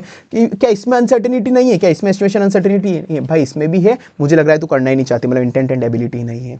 ठीक है, तो ऑडिटर देखेगा कि ऑडिटर के जजमेंट ने, क्या मैनेजमेंट ने एडिक्वेटली एस्टिमेशन अनसर्टेनिटी असेस करी है या नहीं करी है, मतलब एड्रेस करी है या नहीं करी है।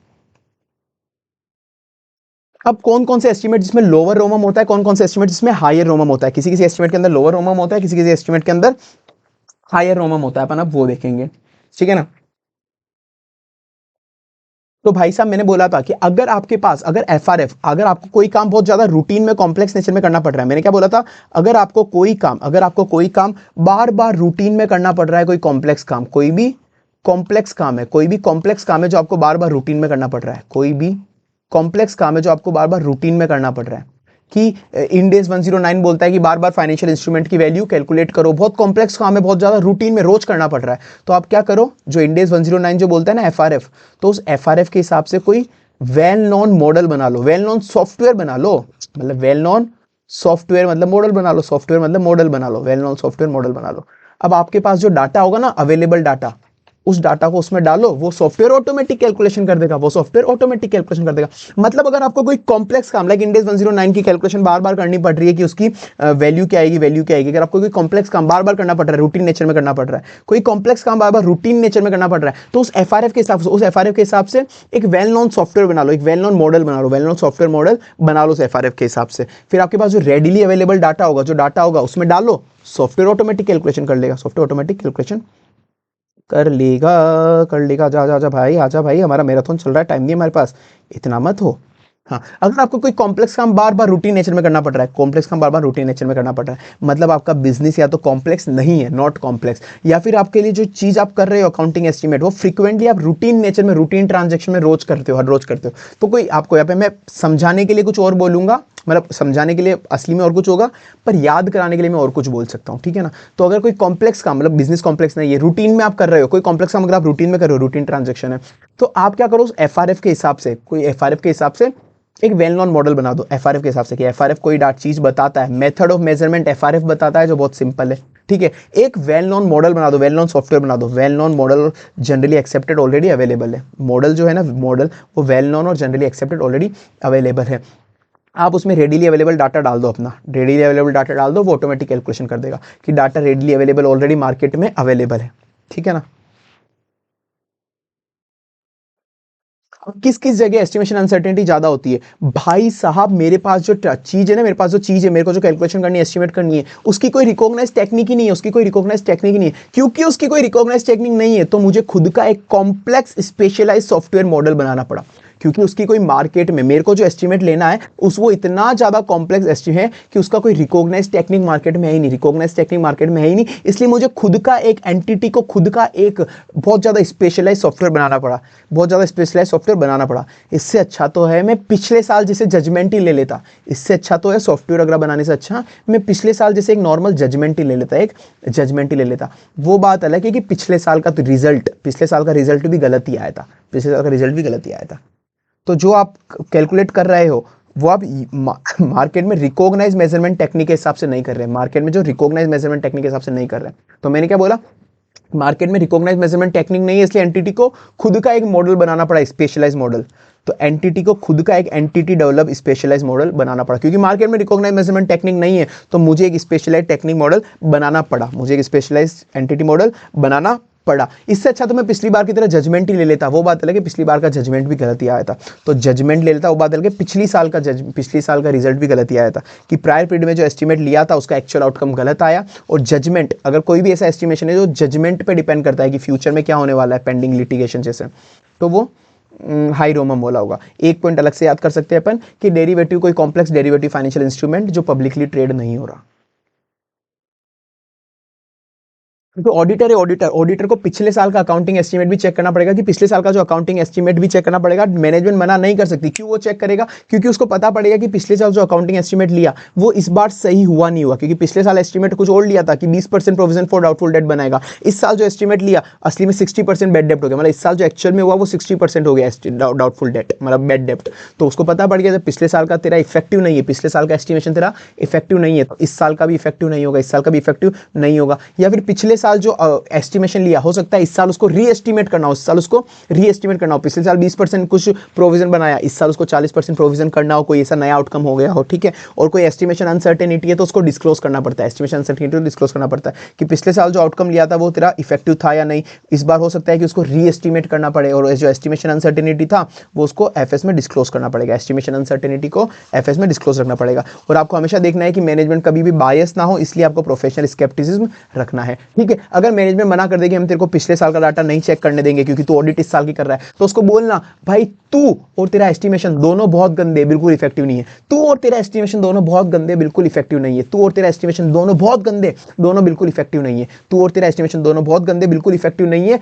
पिछली बार जो तूने एस्टिमेशन लिया मुझे वापस लेना पड़ रहा है, वापस री एस्टिमेट करना पड़ रहा है। पिछली बार जो तूने एस्टिमेशन लिया वो मुझे वापस लेना पड़ रहा है। भाई बहुत ज्यादा एस्टिमेशन अनसर्टेनिटी है, भाई बहुत ज्यादा एस्टिमेशन अनसर्टेनिटी। भाई तू और तेरा मैनेजमेंट दोनों खराब है, तू और तेरा एस्टिमेशन दोनों खराब है। मैनेजमेंट को क्या बोल रहे हैं? तू और तेरा एस्टिमेशन दोनों खराब है, बिल्कुल इफेक्टिव नहीं हो। तू और तेरा मैनेजमेंट दोनों खराब है, बिल्कुल इफेक्टिव नहीं हो। पिछली बार जो तूने एस्टिमेशन लिया मुझे वापस लेना पड़ रहा है, मतलब री एस्टिमेट करना पड़ रहा है करंट पीरियड में प्रायर पीरियड का एस्टिमेट। पिछली बार तूने एस्टिमेट लिया मुझे वापस लेना पड़ रहा है, बहुत ज्यादा एस्टिमेशन अनसर्टेनिटी, बहुत ज्यादा एस्टिमेशन अनसर्टेनिटी, इसको डिस्क्लोज कर दो, ठीक है। तो effectiveness of management prior period estimation, री एस्टिमेट करना है पिछले साल का इस साल, और एस्टिमेशन अनसर्टेनिटी को डिस्क्लोज कर देना।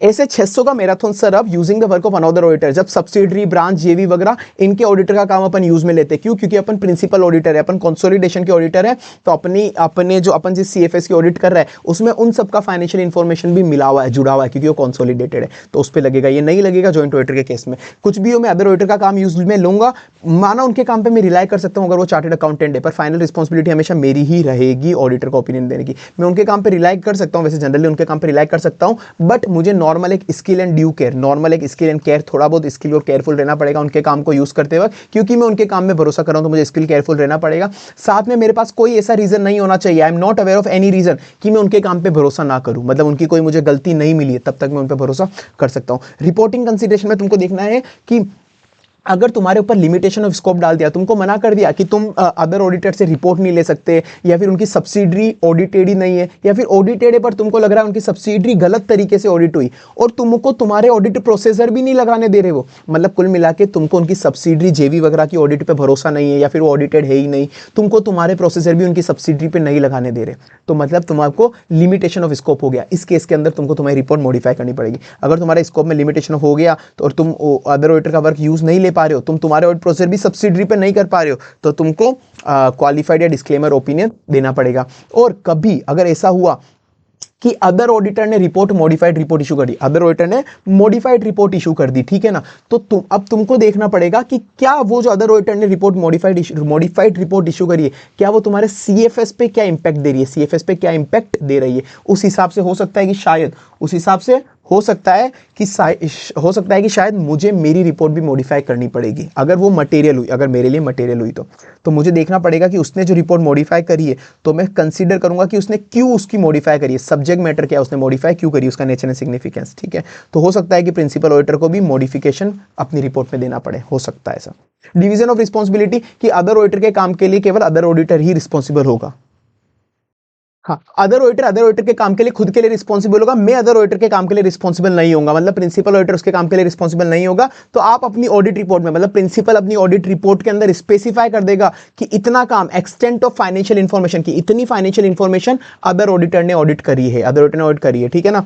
बाकी मैं उसके काम पे भरोसा कर सकता हूं जब तक मुझे ये ना लगे कि उसने कुछ गलत करा है। तो principal auditor is not responsible for the work carried out by the other auditor, मैं उस पर भरोसा कर सकता हूं अनलेस मुझे कोई उसकी रिलायबिलिटी पे मुझे कोई शक ना मिले, ठीक है। तो मैं साफ साफ लिख लूंगा मेरी ऑडिट रिपोर्ट में कि हमारे डिवीजन ऑफ रिस्पॉन्सिबिलिटी है एक्सटेंट ऑफ फाइनेंशियल इन्फॉर्मेशन जो कंपोनेंट ऑडिटर ने ऑडिट करी है। अगर मुझे कोई गलती मिली तो मैं अदर ऑडिटर को बता दूंगा कि भाई तूने ये काम गलत करा था, और मैं अपनी ऑडिट रिपोर्ट में उसको इनकॉर्पोरेट कर दूंगा। अब ये क्वेश्चन उसी को बोलता है कि बैंक की बहुत सारी ब्रांचेस है, बैंक की बहुत सारी ब्रांचेस 1034 ब्रांचेस का एनपीए क्लासिफिकेशन गलत हुआ था, तो क्या प्रिंसिपल ऑडिटर रिस्पॉन्सिबल होगा? नहीं नहीं नहीं, डिवीजन ऑफ वर्क वाला टॉपिक बता के बोल देना कि मैं उस पर रिलाई कर सकता हूं, बस मुझे जब तक कोई सस्पिशन ना मिले तो इसलिए मैं रिलायबल नहीं हूं। तो मैं बीइंग एन प्रिंसिपल ऑडिटर क्या सॉरी अगर मेरे पास कोई आ जाए कि मेरे को प्रिंसिपल ऑडिटर बनना है, मेरे को प्रिंसिपल ऑडिटर बनाना है मतलब मुझे, तो क्या मैं प्रिंसिपल ऑडिटर की पोजीशन एक्सेप्ट कर सकता हूं? क्या मैं तो मुझे क्या क्या चीजें चेक करनी पड़ेगी प्रिंसिपल ऑडिटर की पोजीशन एक्सेप्ट करने के पहले? मुझे देखना है कि मैं ऐसा प्रिंसिपल ऑडिटर बनूं कि मैं छाप छोड़ जाऊं, मार्क छोड़ जाऊं। मैं क्या छोड़ जाऊं? मार्क छोड़ जाऊं। मैं क्या छोड़ जाऊं? मार्क छोड़ जाऊं।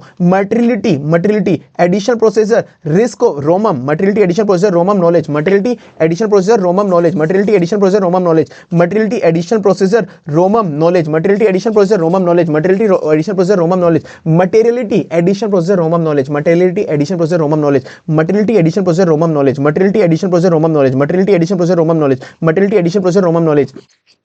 मुझे देखना पड़ेगा कि ऐसे कि मैं जितनी फाइनेंशियल इंफॉर्मेशन में ऑडिट कर रहा हूं, मतलब प्रिंसिपल ऑडिटर, उसकी कितनी मटेरियलिटी है, मटेरियलिटी मटेरियलिटी मार्क ए से एडिशनल प्रोसीजर, मुझे कंपोनेंट पे कोई एडिशनल प्रोसीजर लगाना पड़ेगा क्या? आर से रोमम कितना है कंपोनेंट की फाइनेंशियल इंफॉर्मेशन के अंदर जो अदर ऑडिटर ने ऑडिट करा है, रोमम, ठीक है। के मुझे कितना नॉलेज है उस कंपोनेंट के बारे में, मुझे कितना नॉलेज है उस कंपोनेंट के बारे में। तो मटेरियलिटी, ये मटेरियलिटी वाला पॉइंट एक अकेला था जो प्रिंसिपल ऑडिटर का मतलब हेड ऑफिस से डील करता है कि प्रिंसिपल ऑडिटर जो नॉलेज जो ऑडिट करेगा। बाकी जो रिमेनिंग पॉइंट है वो कंपोनेंट के लिए कि एडिशनल प्रोसीजर कंपोनेंट पे क्या लगाना है, रोमम कितना है कंपोनेंट पे, नॉलेज कितनी है उसको कंपोनेंट की, ठीक है। मार्क ये बात में करते हैं एंड में।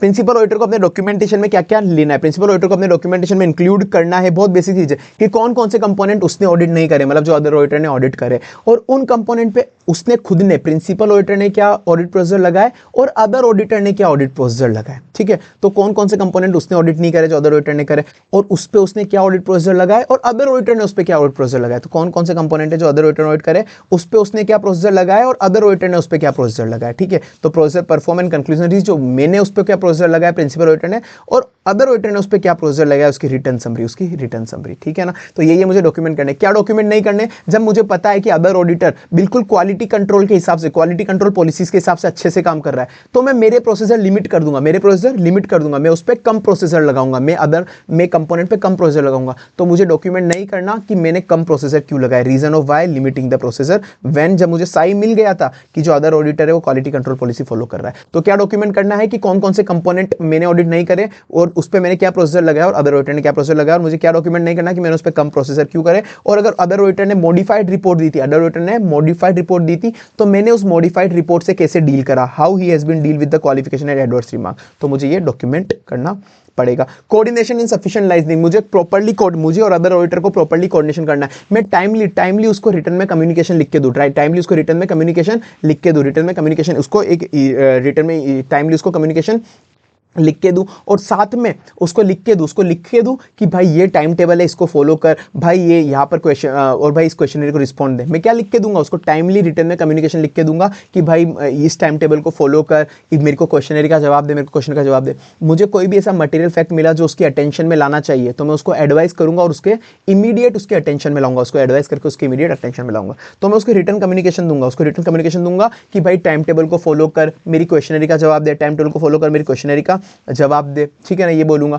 और अगर मुझे कोई भी ऐसी चीज मिली तो मैं उसको एडवाइस करूंगा, उसके अटेंशन में लाऊंगा। Advice other matter of any matter come to his attention, मेरे अटेंशन में आए तो मैं उसको एडवाइस दे दूंगा, ठीक है। तो मैंने उसको बोला रिटर्न कम्युनिकेशन में बोला कि क्वेश्चनरी फॉलो कर, टाइम टेबल फॉलो कर, तो मेरी क्वेश्चनरी को वो रिस्पॉन्ड करेगा सामने वाला बंदा, और मेरा टाइम टेबल भी फॉलो करेगा, क्योंकि अब मैं उसके अटेंशन में लाया चीज, उसको एडवाइस करी, तो वो भी अब मेरे अटेंशन में लाएगा, वो प्रिंसिपल ऑडिटर को कोई भी ऐसी चीज मिली तो प्रिंसिपल ऑडिटर को वो अटेंशन में लाएगा, कोई भी सिग्निफिकेंट फाइंडिंग मिली तो प्रिंसिपल ऑडिटर के अटेंशन के अंदर वो लाएगा, ठीक है। और बाकी वो इंश्योर करेगा, जो भी रिलेवेंट स्टैट्यूटरी रिक्वायरमेंट है वो इंश्योर करेगा,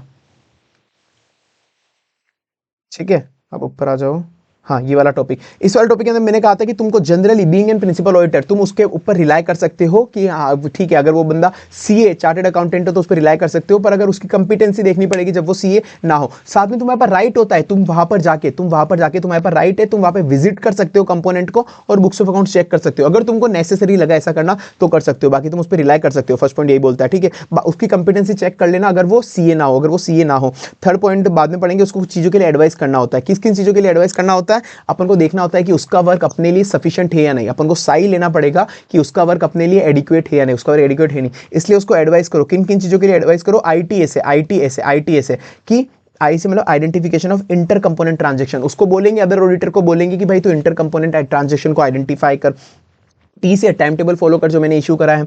एस से जो भी सिग्निफिकेंट अकाउंटिंग ऑडिटिंग मैटर है वो उसको बताएंगे कि इन मैटर का ध्यान रखना, सिग्निफिकेंट अकाउंटिंग ऑडिटिंग मैटर का। ए से एरिया रिक्वायर स्पेशल कंसिडरेशन, किन किन एरिया पे स्पेशल कंसिडरेशन चाहिए, और ये अपन जो कोऑर्डिनेशन करेंगे वो पहले प्लानिंग स्टेज पे ही कर लेंगे, ठीक है ना, बाकी बाद में भी करेंगे पर पहले वो प्लानिंग स्टेज पे कर लेंगे, ठीक है। और फिर अपन उसके साथ डिस्कस करेंगे रिटर्न समरी की, उसने कौन से ऑडिट प्रोसीजर लगाया और उसकी क्या फाइंडिंग मिली। अपन उसके एक समरी बनवा लेंगे, ऑडिट प्रोसीजर उसने कौन कौन से लगाया, उसकी क्या क्या फाइंडिंग मिली, उसने कौन कौन से ऑडिट प्रोसीजर लगाया उसकी उसको क्या क्या फाइंडिंग मिली, कौन कौन से ऑडिट प्रोसीजर लगाया उसको क्या क्या फाइंडिंग मिली। तो ऑडिट प्रोसीजर जो जो उसने अप्लाई करे उसकी समरी ले लेंगे, उसकी रिटर्न समरी कि उसने कौन कौन से ऑडिट प्रोसीजर लगाया उसकी क्या क्या उसको फाइंडिंग मिली, और क्वेश्चनरी चेकलिस्ट अपन उसको जो अपन ने दी थी उससे भरवा लेंगे। और अपन देखेंगे उसके साथ डिस्कस करेंगे, उसको जो भी सिग्निफिकेंट फाइंडिंग मिली उसके साथ बैठेंगे, उसका देखेंगे कौन कौन सी सिग्निफिकेंट फाइंडिंग मिली। अगर मेरे को लगा तो मैं उस पर सप्लीमेंट्री प्रोसीजर और लगा सकता हूँ, सप्लीमेंट टेस्ट में लगा सकता हूँ। बाकी ऑडिट डॉक्यूमेंटेशन हमेशा प्रॉपर्टी ऑडिटर की होते हैं, अपन वो नहीं मांग सकते, ब्रांच ऑडिटर से उसके डॉक्यूमेंटेशन नहीं मांग सकते अपन, ठीक है। तो ये अपन ने बेसिक पढ़ लिया था। तो मैंने कहा था कि जनरली तो मैं उस पर रिलाई कर सकता हूँ, पर मैं कंपोनेंट विजिट करूंगा और उसके साथ बैठूंगा। मैं कंपोनेंट विजिट करा, अब उसके साथ बैठ के डिस्कस कर रहा हूँ, भाई माना तू बहुत कंपिटेंट है, मैं तेरे पे रिलाई भी करता हूँ। मैं क्या करा, कंपोनेंट में गया, ध्यान से सोचो, ध्यान से अज्यूम करो, मैं कंपोनेंट में गया, अब मैं उसके सामने बैठा, हम दोनों डिस्कस कर रहे हैं। मैं बोल रहा हूँ भाई माना तू बहुत कंपिटेंट है, मैं तेरे पे रिलाई भी कर रहा हूँ, पर बस मेरी थोड़ी सी एडवाइस मान ले, क्योंकि ना यार तेरी फाइंडिंग मेरे लिए बहुत सिग्निफिकेंट है। मैं उसके पास गया, कंपोनेंट विजिट करा, फिर उसके बाद डिस्कस करा, कंपोनेंट विजिट करा, उसके साथ मैंने डिस्कस करा उसके रिटर्न समरी, उसने कौन से ऑडिट प्रोसीजर लगाए और क्या क्या उसकी फाइंडिंग है, ठीक है। मैं उसके बाद गया वहाँ पे डिस्कस करा मैं उसके साथ, भाई माना तू बहुत कंपिटेंट है, मैं तेरे पे रिलाई भी कर रहा हूँ, माना तू बहुत कंपिटेंट है, मतलब उसकी कंपिटेंसी चेक करना, ठीक है। मैं तेरे पे रिलाई भी कर रहा हूँ, बहुत कंपिटेंट है, मैं तेरे पे रिलाई भी कर रहा हूँ, पर मेरी थोड़ी सी एडवाइस मान ले यार, क्योंकि तेरी फाइंडिंग मेरे लिए बहुत ज़्यादा सिग्निफिकेंट है, मतलब सिग्निफिकेंट फाइंडिंग मिली तो उस पर अपन सप्लीमेंट्री ऑडिट प्रोसीजर लगा सकते हैं। अपन को एडवाइस क्या क्या करना था, अपन को देखना था उसका वर्क अपने लिए एडिक्वेट है या नहीं, इसलिए अपन ने आईटीएस से उसको एडवाइस करा था। आई से इंटर कंपोनेंट ट्रांजैक्शन, टी से टाइम टेबल फॉलो करना, एस से significant accounting and auditing requirement, A से एरिया जो सिग्निफिकेंट अटेंशन चाहिए, एरिया जो स्पेशल कंसिडरेशन चाहिए, ठीक है। तो ये दोनों पॉइंट थोड़े थोड़े सेम है, एरिया स्पेशल कंसिडरेशन और significant accounting estimate, significant accounting and auditing matter जहाँ पे है। डन सर, ऐसे 600 का अपना मैराथन हो गया। अब ऐसे 610 पे आते हैं। ऐसे 610 का marathon using the work of internal auditor, जब ये ऐसे दो पार्ट में जुड़ा हुआ है कि एक तो जब अपन इंटरनल ऑडिटर का वर्क यूज में ले, एक तो अपन इंटरनल ऑडिटर का जब वर्क यूज में ले, और एक बोलता है कि इंटरनल ऑडिटर की जब अपन डायरेक्ट असिस्टेंस ले, इंटरनल ऑडिटर का जब डायरेक्ट असिस्टेंस ले अपन उसका डायरेक्ट, ठीक है। तो दो तरह का मैंने बता दिया कि दो पार्ट के अंदर एसएस को डिवाइडेड है। और इंटरनल ऑडिट क्या होता है वो अपन को पता है, it's an independent management function जो कंटीन्यूअसली एंड क्रिटिकली अप्रेजल करता है एंटिटी की, और कहीं पे इंप्रूवमेंट होते हैं तो उसको सजेस्ट करता है, ठीक है। इंटरनल ऑडिटर कौन कौन बन सकता है सर, सेक्शन 138 बोलता है कंपनीज एक्ट का कि इंटरनल ऑडिटर कोई भी बन सकता है, चाहे चार्टर्ड अकाउंटेंट हो, कॉस्ट अकाउंटेंट हो, एम्प्लॉई हो, चार्टर्ड अकाउंटेंट प्रैक्टिस हो या नहीं हो, प्रैक्टिस भी चलेगा, जो बोर्ड ऑफ डायरेक्टर अप्रूव कर दे वो बन जाएगा, बोर्ड ऑफ डायरेक्टर जो अप्रूव कर दे वो बन जाएगा, ठीक है। स्कोप क्या होता है सर इंटरनल ऑडिट फंक्शन का, मैंने कहा था इंटरनल ऑडिट ना बच्चा वो गिर का बंदा होता है, घर का ही बंदा होता है। इंटरनल ऑडिटर जो होता है वो घर का बंदा होता है, GIR, घर का बंदा होता है। वो गवर्नेंस चेक करेगा कि कंपनी में जो गवर्नेंस एक्टिविटीज चल रही है जो अकॉम्प्लिश की उससे ऑब्जेक्टिव अचीव हो पाएगा नहीं हो पाएगा, ऑब्जेक्टिव अकॉम्प्लिश हो पाएगा नहीं होगा, तो वो घर का पहले गवर्नेंस चेक करेगा, कंपनी की गवर्नेंस सही चल रही है या नहीं चल रही है। आई से इंटरनल कंट्रोल चेक करेगा, आई से कंपनी का इंटरनल कंट्रोल चेक करेगा। आर से रिस्क मैनेजमेंट चेक करेगा कि कंपनी की जो रिस्क मैनेजमेंट एक्टिविटीज है वो सही है या नहीं है, मतलब आइडेंटिफाई एंड इवैल्यूएट कि कहीं पे risk management activity risk management को इंप्रूव करना चाहिए क्या कंपनी के रिस्क मैनेजमेंट को, ठीक है। तो इंटरनल ऑडिटर जो होता है वो घर का बंदा होता है, किसका बंदा होता है, वो घर का बंदा होता है। जी से गवर्नेंस, जी से गवर्नेंस, जी से गवर्नेंस, आई से इंटरनल कंट्रोल, आई से इंटरनल कंट्रोल, आर से आई, जी से गवर्नेंस, आई से इंटरनल कंट्रोल, आर से रिस्क मैनेजमेंट, जी से गवर्नेंस, आई से जी आई से इंटरनल कंट्रोल, जी से गवर्नेंस, आई से इंटरनल कंट्रोल, आर से रिस्क मैनेजमेंट। तो गवर्नेंस चेक करता है, इंटरनल कंट्रोल चेक करता है, रिस्क मैनेजमेंट चेक कर सकता है। और इंटरनल ऑडिटर, इंटरनल कंट्रोल में मैंने कहा था वो क्या चेक करता है, आईसीएफआर, इंटरनल कंट्रोल और फाइनेंशियल रिपोर्टिंग, ओ आईसीएफआर, ओ आईसीएफआर, ओ आईसीएफआर, ओ आईसीएफआर, ओ आईसीएफआर, ओ आईसीएफआर, ओ आईसीएफआर, ओ। आई से इंटरनल कंट्रोल को इवैल्यूएट करता है। सी से कंप्लायंस देखता है वो लॉ एंड रेगुलेशन का कंप्लायंस हो रहा है नहीं हो रहा। आई से इंटरनल कंट्रोल देखता है, सी से कंप्लायंस देखता है कि लॉ एंड रेगुलेशन का कंप्लायंस हो रहा है या नहीं होना। आईसीएफआर, ओ, एफ से फाइनेंशियल एंड ऑपरेशन इन्फॉर्मेशन को कंपेयर करता है, फाइनेंशियल ऑपरेशन इन्फॉर्मेशन को कंपेयर करता है। ओ से ऑपरेटिंग एक्टिविटीज भी देखता है, वो केवल फाइनेंशियली नहीं, वो ऑपरेशनल एक्टिविटीज का भी ध्यान रखता है वो, ठीक है। तो इंटरनल कंट्रोल का इवैल्यूएशन करेगा आईसीएफआर, आई से इंटरनल कंट्रोल का इवैल्यूएशन, इंटरनल कंट्रोल का इवैल्यूएशन। सी से वो देखेगा कि कंप्लाई हो रहा है नहीं लॉ एंड रेगुलेशन, वो उसको रिव्यू करेगा, रिव्यू करेगा कि कंप्लाई हो रहा है नहीं regulation, law and regulation comply हो रहा है या नहीं हो रहा। आईसीएफआर, ओ, आई हो गया इंटरनल कंट्रोल इवैल्यूएशन, सी हो गया कंप्लायंस देखेगा लॉ एंड रेगुलेशन का। एफ आर, एफ से फाइनेंशियल एंड ऑपरेशन इन्फॉर्मेशन को कंपेयर करेगा और ओ से ऑपरेटिंग एक्टिविटीज चेक करेगा, ठीक है ना सर। फिर ऑब्जेक्टिव क्या होता है एक्सटर्नल ऑडिटर का, कि वो बस वो देखेगा कि क्या में, मतलब इस ऐसे में ऑब्जेक्टिव क्या उसका, वो देखेगा क्या मैं इंटरनल ऑडिटर का वर्क यूज में ले सकता हूं क्या, और यूज में लूंगा तो क्या वो मेरा अप्रोप्रिएट होगा क्या, और उसको डायरेक्ट सुपरवाइज रिव्यू करना। अब इंटरनल ऑडिट फंक्शन में कहां पर यूज ले सकता हूं, किस किस रिपोर्ट में बनवा सकता हूं। तो मैंने कहा था दो तरह के ऑडिट प्रोसेसर होते हैं, एक तो होता है टेस्ट ऑफ कंट्रोल, एक होता है सब्सटेंटिव, एक होता है टेस्ट ऑफ कंट्रोल, एक होता है सब्सटेंटिव। फिर एक मैंने कहा था कि फिर एक तो होता है दो तरह के टेस्ट ऑफ कंट्रोल, एक तो होता है दो तरह के ऑडिट प्रोसीजर होते हैं, तो होता है टेस्ट ऑफ कंट्रोल, एक होता है सब्सटेंटिव, एक होता है सब्सटेंटिव। तो टेस्ट ऑफ कंट्रोल में उसको काम में तुम यूज ले सकते हो for testing the operating effectiveness of control. Substantive processor में भी तुम इंटरनल ऑडिटर को यूज ले सकते हो अगर लिमिटेड जजमेंट इन्वॉल्व है। Substantive processor involving limited judgment involve है तो तुम उसको यूज ले सकते हो, ठीक है ना। तो टेस्ट ऑफ कंट्रोल में उसको यूज ले सकते हो, सब्सटेंटिव में उसको यूज ले सकते हो, टीओसी एंड सब्सटेंटिव में यूज ले सकते हो। फिर मैंने कहा था एक होता है एसे 250, एसे 250 का डबल करना है। एसे 250 का डबल क्या होता है 500, 500 में एक जोड़ दो 501, 501। एसे 250, एसे 250 में डबल करो 500, 500 में एक जोड़ दो 501। तो एसे 250 वो देखेगा 250 कितना होगा लॉ एंड रेगुलेशन, तो वो देखेगा कि कंप्लाई कर रहा है नहीं कर रहा लॉ एंड रेगुलेशन से। फिर देखिएगा 501 किसका होता है इन्वेंट्री काउंट, इन्वेंट्री काउंट, तो वो इन्वेंट्री काउंट को भी ऑब्जर्व करेगा 501। तो ये ऐसे 250, 250 का डबल करो 500, 500 प्लस 1, 500 प्लस 1 तो 501, तो ठीक है। तो वो 250 में देखेगा कि लॉ एंड रेगुलेशन कंप्लाई हो रहे नहीं हो रहे, इन्वेंट्री काउंट को भी वो इंटरनल ऑडिटर ऑब्जर्व कर सकता है। ये 4 पॉइंट हो गए, एक तो टीओसी सब्सटेंटिव जहां पे लिमिटेड जजमेंट हो, और एक 250 और 500 वाला लॉ एंड रेगुलेशन का कंप्लायंस हो रहेगा, इन्वेंट्री काउंट। और जो सब्सिडरी जो बिल्कुल इमटेरियल है मतलब नॉन सिग्निफिकेंट टू ग्रुप है वो उसको रिव्यू ऑडिट कर सकता है उसकी, ठीक है। क्या मैं उसके काम पे रिलाई कर सकता हूं कि इंटरनल ऑडिटर के काम पे, तो मुझे देखना पड़ेगा एसएनडी कॉप, मुझे देखना पड़ेगा एसएनडी कॉप वो कितना सिस्टमेटिक एंड डिसिप्लिन काम कर रहा है, कितना सिस्टमेटिक एंड डिसिप्लिन काम कर रहा है। एसएनडी कॉप सिस्टमेटिक डिसिप्लिन काम कर रहा है। सी से वो कंपिटेंट कितना है, उसे ऑब्जेक्टिविटी कितनी है, objectivity and policy in processor, objectivity and policy in processor. तो सी से कंपिटेंसी कितनी है, उसे objectivity and policy in processor कि ऑर्गेनाइजेशन स्टेटस कितनी सपोर्ट करता है, organisation status and policy in processor उसकी ऑब्जेक्टिविटी कितनी सपोर्ट करती है, मतलब ऑब्जेक्टिविटी, ठीक है। तो एसएनडी को सिस्टमेटिक एंड डिसिप्लिन कितना है वो, सी से कंपिटेंट कितना है, उसे ऑब्जेक्टिविटी कितनी है, ठीक है ना। फिर अपन एडिक्वेट है या नहीं, और उसके अंदर अपन केवल देखा था कॉप, इसके अंदर देखा था COP competency objectivity professional care, ठीक है ना, और इफेक्टिव कम्युनिकेशन होनी चाहिए। फिर देखना पड़ेगा कि किस हद तक का काम में उससे, किस हद तक का और कितना काम में उसे उसका यूज ले सकता हूं, किस हद तक का और कितना काम में उसे यूज ले सकता हूं, मतलब nature and extent of if जो मैं यूज ले सकता हूं। मैंने कहा था रोज सी, मैंने क्या कहा था रोज सी, रिस्क ऑफ मटेरियल स्टेटमेंट कम होना चाहिए, ऑब्जेक्टिविटी ज्यादा होनी चाहिए, जजमेंट कम होना चाहिए, कंपिटेंट होना चाहिए। Risk of material statement, objectivity, judgment, competency.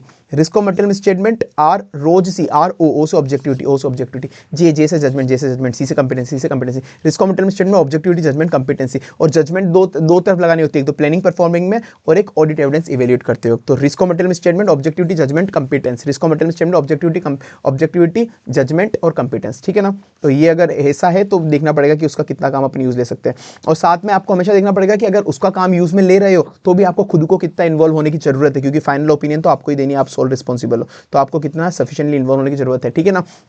और साथ में उसको क्या उसने जो इंटरनल ऑडिटर ने काम करा है उसका नेचर स्कोप क्या था वो भी आप देख लेना, ठीक है। और जो भी काम आप यूज में ले रहे हो उसका टीसीडब्ल्यू को कम्युनिकेट कर देना। और फाइनल रिस्पांसिबिलिटी किसकी रहेगी, हमेशा एक्सटर्नल ऑडिटर की ही रहेगी, चाहे वो उसका काम यूज में ले या फिर ना ले। अब कोई इन्वेंट्री वैल्यूएशन था, इंटरनल ऑडिटर ने कोई इन्वेंट्री वैल्यूएशन करा था, वो उसने ये रिपोर्ट ही नहीं करा, इंटरनल ऑडिटर ने कोई इन्वेंट्री वैल्यूएशन करा था, उसने रिपोर्ट ही नहीं करा कि कोई इन्वेंट्री बहुत पुराने टाइम से, लंबे टाइम से पड़ी हुई थी, तो गलत है। मतलब यहाँ पर उसने काम अच्छे से नहीं करा, कंपिटेंट नहीं है, और इन्वेंट्री बहुत पुराने टाइम से पड़ी हुई थी, उसने रिपोर्ट नहीं करा, मतलब इन्वेंट्री में रोमम ज्यादा है, जहां पर ज्यादा रोमम है, जजमेंट ज्यादा लगेगा, तो मैं उसका काम नहीं यूज में लूंगा, मैं खुद डायरेक्टली वहां पर इन्वॉल्व हो जाऊंगा।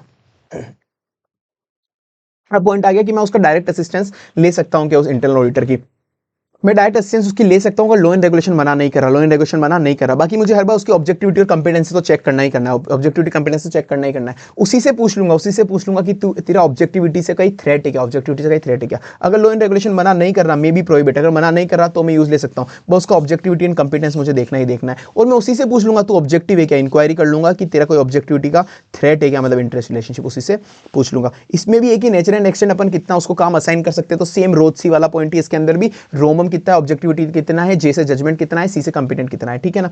और उसका काम मैं यूज नहीं लूंगा, कब यूज नहीं लूंगा, जब रोमम और जजमेंट ज्यादा हो, जब रोमम जजमेंट ज्यादा हो तब मैं यूज नहीं लूंगा, जब रोमम जजमेंट ज्यादा हो तब मैं यूज में नहीं लूंगा उसका काम, रोमम जजमेंट ज्यादा हो। जब रोमम जजमेंट ज्यादा है तो मैं खुद ही इन्वॉल्व होकर काम करूंगा, जब रोमम जजमेंट ज्यादा है तो मैं खुद ही इन्वॉल्व होकर काम करूंगा। एसएस भी यही बोलते हैं, मतलब स्टैंडर्ड नॉन ऑडिटिंग भी यही बोलते हैं, जब रोमम जजमेंट ज्यादा हो, जब रोमम जजमेंट ज्यादा हो तो मैं खुद ही इन्वॉल्व होकर काम करूंगा, तो मैं खुद ही इन्वॉल्व होकर काम करूंगा। एसएस भी यही बोलते हैं, एसएस भी यही बोलते हैं, जब रोमम जजमेंट ज्यादा है तो मैं खुद ही इन्वॉल्व होऊंगा, खुद ही इन्वॉल्व होकर काम करूंगा, एसएस भी यही बोलते हैं। तो रोमम जजमेंट ज्यादा हो तब उसका काम यूज नहीं लेना, और जब इंटरनल ऑडिटर किसी काम में ऑलरेडी इन्वॉल्व हो तो उसका काम यूज में नहीं लेना। और अगर कोई ऐसे बोलता है कि किसी चीज का एक्सटर्नल ऑडिटर को ही डिसीजन लेना है, किसी चीज का एक्सटर्नल ऑडिटर को ही डिसीजन लेना है, तो एक्सटर्नल ऑडिटर ही वो काम करेगा।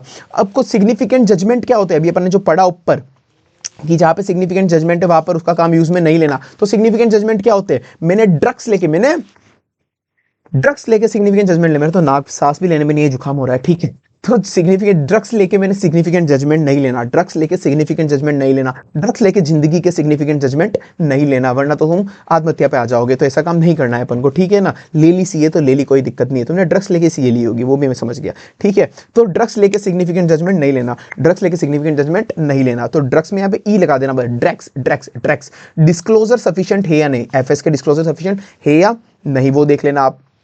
रोमम असेस करने में आप उसको मदद मत लो, अकाउंटिंग एस्टीमेट कोई सिग्निफिकेंट वाले तो उसकी मदद मत लो, गोइंग कंसर्न कंपनी है या नहीं वो अप्रोप्रिएटनेस आपको खुद को चेक करनी है, सफिशिएंसी ऑफ टेस्ट परफॉर्म, जो टेस्ट परफॉर्म करे वो सफिशिएंट है या नहीं वो आपको खुद को देखना है। तो ड्रग्स लेके सिग्निफिकेंट जजमेंट मत लेना, ड्रग्स लेके। डी से डिस्क्लोजर ऑफ एफएस, डी से डिस्क्लोजर ऑफ एफएस, डी से डिस्क्लोजर ऑफ एफएस, डी से डिस्क्लोजर ऑफ एफएस।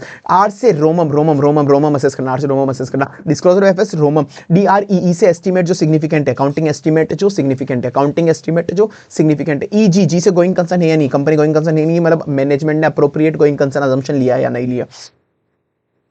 ड्रग्स, ऐसे सफिशिएंसी ऑफ टेस्ट परफॉर्म, ऐसे सफिशिएंसी ऑफ टेस्ट परफॉर्म, ठीक है। यहाँ पे आपको खुद को काम करना है, उसका नहीं लेना। अगर आप कभी डायरेक्ट असिस्टेंस ले रहे हो, इंटरनेट की डायरेक्ट असिस्टेंस ले रहे हो, तो कुछ चीज़ आप पहले से पढ़ लेना कि एक तो जब भी आप इंटरनेट को डायरेक्ट असिस्टेंस मतलब असिस्टेंट बनाओ तो आपको उसके काम को डायरेक्ट सुपरवाइज रिव्यू करना है, आपको उसके काम को डायरेक्ट सुपरवाइज रिव्यू करना है। बेसिक चीज़ें तो बेसिक चीज़ें, डायरेक्ट सुपरवाइज रिव्यू उसके काम को करना है। और उससे पहले लिखवा के रिटर्न में एग्रीमेंट ले लो, रिटर्न में एग्रीमेंट ले लो कि ऑथराइज रिप्रेजेंटेटिव से कि वो मेरी बातें फॉलो करेगा, कंपनी इंटरवेंट नहीं करेगी, मेरी बातें फॉलो करेगा, कंपनी इंटरवेंट नहीं करेगी, प्लस जो भी मैटर है कॉन्फिडेंशियल रखेगा, प्लस जो भी मैटर कॉन्फिडेंशियल रखेगा। तो ऑब्टेन कर लो रिटर्न एग्रीमेंट, रिटर्न एग्रीमेंट आप ले लो उससे कि ऑथराइज रिप्रेजेंटेटिव से कि मेरी बातें फॉलो करेगा, एक्सटर्नल ऑडिटर के इंस्ट्रक्शन फॉलो करेगा, कंपनी इंटरवेंट नहीं करेगी, और इंटरनल ऑडिटर बातें सारी कॉन्फिडेंशियल करेगा, बात सारी कॉन्फिडेंशियल करेगा। तो डायरेक्ट सुपरवाइज रिव्यू करना है, रिटर्न एग्रीमेंट लेना है कि मेरी सारी बातें फॉलो करेगा और कॉन्फिडेंशियल रखेगा, ठीक है। और बाकी अलर्ट रहना है कि कब अपन को उसको यूज नहीं लेना, ठीक है। वो तो एक और सर ऐसे 610 के अंदर एक क्वेश्चन भी आया नवंबर 24 के अंदर, नवंबर 24 में क्वेश्चन आया था कि जो भी एक्सटर्नल ऑडिटर है, अगर एक्सटर्नल ऑडिटर इंटरनल ऑडिटर की जब मदद ले रहा है, मतलब डायरेक्ट असिस्टेंस ले रहा है,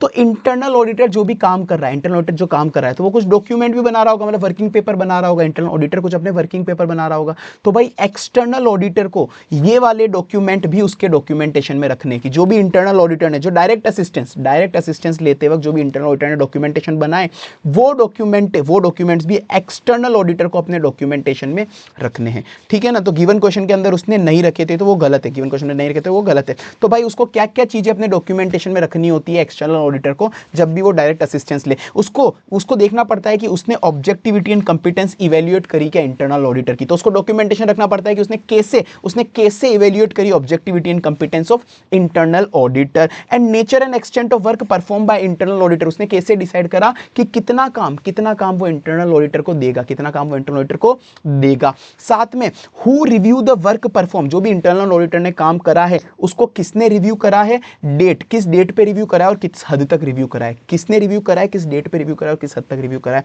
रिटन एग्रीमेंट, जो भी अपन ने रिटन एग्रीमेंट लिया था ना इंटरनल ऑडिटर से, उसके ऑथोराइज रिप्रेजेंटेटिव से, वो रिटन एग्रीमेंट भी अपन को डॉक्यूमेंटेशन में रखना पड़ेगा। और ये वही पॉइंट है कि वर्किंग पेपर जो भी इंटरनल ऑडिटर ने बनाए थे उस डायरेक्ट असिस्टेंस देते वक्त, वो भी एक्सटर्नल ऑडिटर को रखने पड़ेंगे उसके पास में। ठीक है ना सर। तो उसको क्या क्या क्या रखना पड़ेगा, OWWW OWWW OWWW OWWW OWWW OWWW OWWW OWWW ओ से ऑब्जेक्टिविटी इन कंपिटेंसी इवैल्यूएट करने के लिए वो देखना पड़ेगा। WWW OWWW क्या देखना पड़ेगा, हु रिव्यू द वर्क, कितने हद तक और किस डेट पे, किसने हद तक और किस डेट पे। WWW रिटन एग्रीमेंट W से वर्किंग पेपर, हु से रिटन एग्रीमेंट, W से रिटन एग्रीमेंट, W से working paper. Who reviewed written agreement and working paper, who reviewed written agreement working paper, who reviewed written agreement working paper, who reviewed written agreement working paper, who reviewed written agreement working paper, who reviewed written agreement working paper. ठीक है, तो ओ से objectivity देखनी पड़ेगी कि objectivity कितने, objectivity OWW ओ से objectivity उसने इवैल्यूएट करते हुए क्या क्या चीजें देखी। WWW who reviewed working paper and written agreement, who reviewed working paper and written agreement, who reviewed written working paper written agreement. और एक पॉइंट अलग से देख लेना, nature and extent of work performed. Final responsibility हमेशा auditor की रहेगी, उसकी रिस्पांसिबिलिटी कम नहीं होगी। जो स्टैंडर्ड ऑन ऑडिटिंग है वो तो कंपलसरी होते हैं, पर जो स्टैंडर्ड ऑन इंटरनल ऑडिट होते हैं SI है, जो अभी तक 13 SI है, वो अभी तक रिकमेंडेटरी है, मैंडेटरी नहीं है। जब बहुत ज्यादा डेटा हो, मतलब डेटा रिस्की एरिया हो, तो डेटर की एजिंग चेक करने के लिए कि डेटर की एजिंग सही बनी है नहीं बनी, उसकी एक्यूरेसी चेक करने के लिए तो अपन इंटरनल ऑडिटर को बोल सकते हैं कि एजिंग सही बनी है नहीं बनी, वो बता सकते हैं। पर उस डेटर पे अब कितना प्रोविजन बनाना है, क्योंकि अब उस पे प्रोविजन बनाना है, मतलब जजमेंट लगेगी, अब आपकी जजमेंट लगेगी, तो अब प्रोविजन उस पर कितना बनाना है बैड डेप्ट का, वो आप इंटरनल ऑडिटर को मत दो, उसमें मोर देन लिमिटेड जजमेंट तो आपको खुद को करना पड़ेगा। और बाकी ऊपर रोज सी वाले पॉइंट बता देना, बाकी वही है गोइंग कंसर्न वगैरह वाले पॉइंट। और हाँ, एक क्वेश्चन है कि अनअनाउंस ऑडिट प्रोसीजर भी आपको खुद को करने होते हैं, इंटरनल ऑडिटर को मत कराना। मतलब कोई भी ऐसे प्रोसीजर है, कोई भी ऐसा आइटम था फाइनेंशियल स्टेटमेंट का जो आपने पिछले साल चेक नहीं करा, क्योंकि पिछले साल इमटेरियल था, इस साल चेक करना है क्योंकि इस साल वो आइटम मटेरियल है, तो आपको उस पर अनअनाउंस्ड ऑडिट प्रोसीजर, मतलब अनप्रिडिक्टेबल ऑडिट प्रोसीजर लगाने पड़ेंगे, तो वो आपको खुद को लगाने पड़ेंगे। ठीक है ना। तो कभी भी असर्शन जो पिछली बार टेस्ट नहीं करा था, तो इसलिए आपको इस बार उसमें अनप्रिडिक्टेबल प्रोसेस लगाने पड़ेंगे, तो इसलिए आपको एक्सटर्नल ऑडिट को खुद के करने चाहिए। ठीक है। एक था कि अपन को उसकी ऑब्जेक्टिविटी कैसे चेक करनी है इंटरनल ऑडिटर की, बहुत बेसिक था, अपन को उससे पूछना है। तो ऑब्जेक्टिविटी के लिए मैंने आपको बोला था ना कि उसका ऑर्गेनाइजेशन स्टेटस सपोर्ट करता है नहीं करता। एक पॉइंट तो वो बहुत बेसिक है कि उसका ऑर्गेनाइजेशन स्टेटस सपोर्ट करता है नहीं करता, वो रोज सी का RO जो था ना ओ। ठीक है, तो ऑब्जेक्टिविटी उसको सपोर्ट करता है नहीं करता है। ठीक है, सो SND कॉप का जो होता, SND कॉप का होता। फिर उसके बाद अपन ने जो प्रोफेशनल एथिक्स में पढ़ा था ना, self review threat, self interest threat और SS5 पढ़ा था अपन ने, SS5 सेल्फ इंटरेस्ट है, सेल्फ रिव्यू थ्रेट और फैमिलिटी थ्रेट, बस यही 3 वाले, self interest, self review, familiarity. तो self interest, self review and familiarity. Self interest threat मतलब उसका कोई फाइनेंशियल इंटरेस्ट है, उस कंपनी में फाइनेंशियल इंटरेस्ट है, तो वो ऑब्जेक्टिव नहीं है, तो ये हो गया self interest. Self review threat, अपन किसी डिवीजन वगैरह का अपन कोई डाटा रिव्यू कर रहे हैं और उस डिवीजन में इंटरनल ऑडिटर खुद था, पहले उसका कोई कनेक्शन था, उसका एसोसिएशन था उस डिवीजन से जिसका अपन डाटा रिव्यू करे, तो ये सेल्फ रिव्यू थ्रेट हो गया। SS5 फैमिलिटी थ्रेट, मतलब उसका कोई फैमिली पर्सनल रिलेशनशिप है कंपनी वालों से। ठीक है, तो ये हो गया सेल्फ इंटरेस्ट, सेल्फ रिव्यू और फैमिलिटी थ्रेट। जहां पर भी तुमको लगे सर यहाँ पे 2 सेकंड रुकना है, तो भाई मैं तो मैराथन में हूं, मैं वो नहीं, क्लासेस नहीं चल रही कि बार बार तुमको समझा सकूं, कोर्स कंप्लीट करना है अपन को एग्जाम के 1 दिन पहले भी। ठीक है, तो तुम वहां पे मुझे पॉज कर लेना, तुम्हारे पास ऑप्शन है मुझे पॉज करने का, या फिर बैक कर लेना। ठीक है ना, तुम वापस से देख सकते हो ये चीज। ठीक है, क्योंकि मैराथन है तो भाई जल्दी चलना पड़ेगा यार, बात समझ लो मेरी थोड़ी सी, वरना कोर्स कैसे होगा, सब बच्चों का ध्यान में रखना पड़ेगा। चलो, अब ऐसे 620 का marathon sir using A work of auditor expert, auditor expert रख रहा है। अगर ऑडिटर एक्सपर्ट किस मैटर के लिए रख सकता है, other than accounting and auditing matter. Auditing और अकाउंटिंग के एक्सपर्ट तो अपन खुद ही होते हैं, ऑडिटिंग अकाउंटिंग मैटर। उसके अलावा अपन को एक्सपर्ट रख रहे हैं टू ऑब्टेन SI, तो ऑडिटिंग एक्सपर्ट। अगर मैनेजमेंट वही एक्सपर्ट को रखे फाइनेंशियल स्टेटमेंट बनाने के लिए, तो वो मैनेजमेंट एक्सपर्ट कहलाएगा। ठीक है, और जब भी अपन को एक्सपर्ट रखते हैं तो जनरली अपन को क्या देखना पड़ता है, CCO चेक करना पड़ता है, CCO कॉम्पिटेंसी कैपेबिलिटी ऑब्जेक्टिविटी। क्या देखना पड़ता है, CCO कॉम्पिटेंसी कैपेबिलिटी ऑब्जेक्टिविटी, कि जो एक्सपर्ट है वो कॉम्पिटेंट है, कैपेबल है, ऑब्जेक्टिव है, कॉम्पिटेंट है, कैपेबल है, ऑब्जेक्टिव है। जो मैनेजमेंट जो ऑडिटर एक्सपर्ट है वो कॉम्पिटेंट, कैपेबल, ऑब्जेक्टिव है। CCO competency capability objectivity, CCO competency capability objectivity, CCO competency capability objectivity, CCO competency capability objectivity, CCO competency capability objectivity. अब मैं competency objectivity, competency capability objectivity कैसे check करूंगा, मैं उसकी competent है, कैपेबल है, objective है, वो वो मैं कैसे चेक करूंगा? मैं उसी से डिस्कस कर लूंगा, मैं उसी से डिस्कस कर लूंगा। उसके साथ गया, उसके कंधे पे हाथ डाला, उसके कंधे पे हाथ डाला, उससे बोला और भाई कितना क्वालिफिकेशन है, कोई बुक वुक छापी है क्या? उसी से डिस्कस कर लिया। और भाई कितना क्वालिफाइड है, तूने कोई बुक वुक छापी है क्या? तो उसी से डिस्कस कर लिया। और भाई कितना क्वालिफाइड है, कोई बुक वुक छापी है क्या? तो उसी से डिस्कस कर लिया मैंने कि उसको कि एक्सपर्ट की क्वालिफिकेशन क्या है, कितना क्वालिफाइड है, कोई बुक वुक छापी है क्या, कोई पब्लिश करी है क्या बुक वुक। ठीक है, तो मैंने डिस्कस करा। 3 पॉइंट क्या हो गए? मैंने उसके गर्दन पे हाथ डाली और उसी से डिस्कस करा। और भाई कितना क्वालिफाइड है, कोई बुक वुक छापी है क्या? और भाई कितना क्वालिफाइड है, कोई बुक वुक छापी है क्या? पहले मैंने उसी से डिस्कस कर लिया, मैंने उसी से डिस्कस कर लिया। ठीक है, अब या तो मैंने कभी जिंदगी में मैंने खुद ने उसका पहले कोई काम यूज में लिया हुआ होगा तो मुझे पता रहेगा, या फिर किसी दूसरे बंदे ने उसको यूज में लिया हो तो उससे पूछ लूंगा। तो या तो मैंने कभी पहले खुद ने पर्सनल एक्सपीरियंस रहा उस एक्सपर्ट के साथ, या फिर किसी दूसरे ने, अदर ने, जो उसका फेमिलियर है उसके काम से। ठीक है, या तो खुद ने या दूसरे ने। तो पहले मैंने उसको डिस्कस करा और भाई कितना क्वालिफाइड है, कोई बुक वुक छापी है क्या, और बाकी मेरा खुद का कोई पर्सनल एक्सपीरियंस या फिर कोई अदर जो उससे फेमिलियर ऑलरेडी। ठीक है, अब मुझे उसका काम मुझे ऑडिटर एक्सपर्ट को अपॉइंट करना है नहीं करना, मतलब मुझे ऑडिटर एक्सपर्ट की जरूरत है या नहीं जरूरत है, वो मैं कैसे पता करूंगा? वो मुझे देखना पड़ेगा। सबसे पहले मैंने इस एसएस में तुमको क्लास में पढ़ाया तो बोला था कुछ भी हो तो सबसे पहले देखना है कि किस मैटर पे अपन ऑडिटर एक्सपर्ट अपॉइंट करने वाले, like let's say plant and machinery की वैल्यूएशन के लिए। तो किस मैटर पे अपन ऑडिटर एक्सपर्ट अपॉइंट करने वाले, किस मैटर पे, वो कितना सिग्निफिकेंट है, रिस्की है, वो कितना सिग्निफिकेंट और रिस्की मैटर है। जिस मैटर पे अपॉइंट करने वाले वो कितना सिग्निफिकेंट और रिस्की है, वो कितना सिग्निफिकेंट और रिस्की है। तो आपको उस हिसाब से देखना है कि आपको एक्सपर्ट रखना है नहीं रखना। अगर वो मैटर कितना ज्यादा सिग्निफिकेंट मैटर है, मतलब सिग्निफिकेंट कॉम्प्लेक्स, और रिस्की मैटर, रिस्की मतलब रोमम कितनी है उस मैटर में, रोमम कितनी। तो आपको किस मैटर पे उसको अपॉइंट करना है, पहले देखो कि उसमें कितना सिग्निफिकेंट और रिस्की है, कितना सिग्निफिकेंट और रिस्की है। आपको जिस मैटर पे उसको अपॉइंट करना है वो कितना सिग्निफिकेंट और रिस्की है, आपको जिस मैटर पे उसको अपॉइंट करना है वो कितना सिग्निफिकेंट एंड रिस्की है। ठीक है ना? अब भाई वो सिग्निफिकेंट रिस्की है, सिग्निफिकेंट और रिस्की है, तो भाई मैनेजमेंट ने भी एक एक्सपीरियंस एक्सपर्ट रखा ही होगा, मैनेजमेंट ने भी एक एक्सपीरियंस एक्सपर्ट रखा ही होगा, मैनेजमेंट ने भी एक एक्सपीरियंस एक्सपर्ट रखा ही होगा, मैनेजमेंट ने भी एक एक्सपीरियंस एक्सपर्ट रखा ही होगा। तो क्या मैनेजमेंट ने एक्सपर्ट रखा था क्या, मैनेजमेंट एक्सपर्ट? तो उस हिसाब से मेरा डिसीजन इन्फ्लुएंस होगा उसका एक्सपीरियंस, कि मैंने उसी मैटर के लिए, उसी तरह के मैटर के लिए मैंने जिंदगी में कभी दूसरे मैनेजमेंट एक्सपर्ट को, कभी कोई एक्सपर्ट को रखा है क्या? तो मुझे नॉलेज रहेगी कि मैंने इस मैटर के लिए अडानी की ऑडिट करते वक्त, रिलायंस की ऑडिट कर रहा हूं अभी, पर अडानी की ऑडिट के टाइम पे भी मैंने इस प्लांट एंड मशीनरी की वैल्यूएशन के लिए एक्सपर्ट को रखा था। ठीक है, तो मेरा कोई एक्सपीरियंस है क्या उसी मैटर के लिए, कि मैंने कभी जिंदगी में पहले उस मैटर के लिए कोई एक्सपर्ट रखा था क्या? ठीक है, तो एक्सपीरियंस।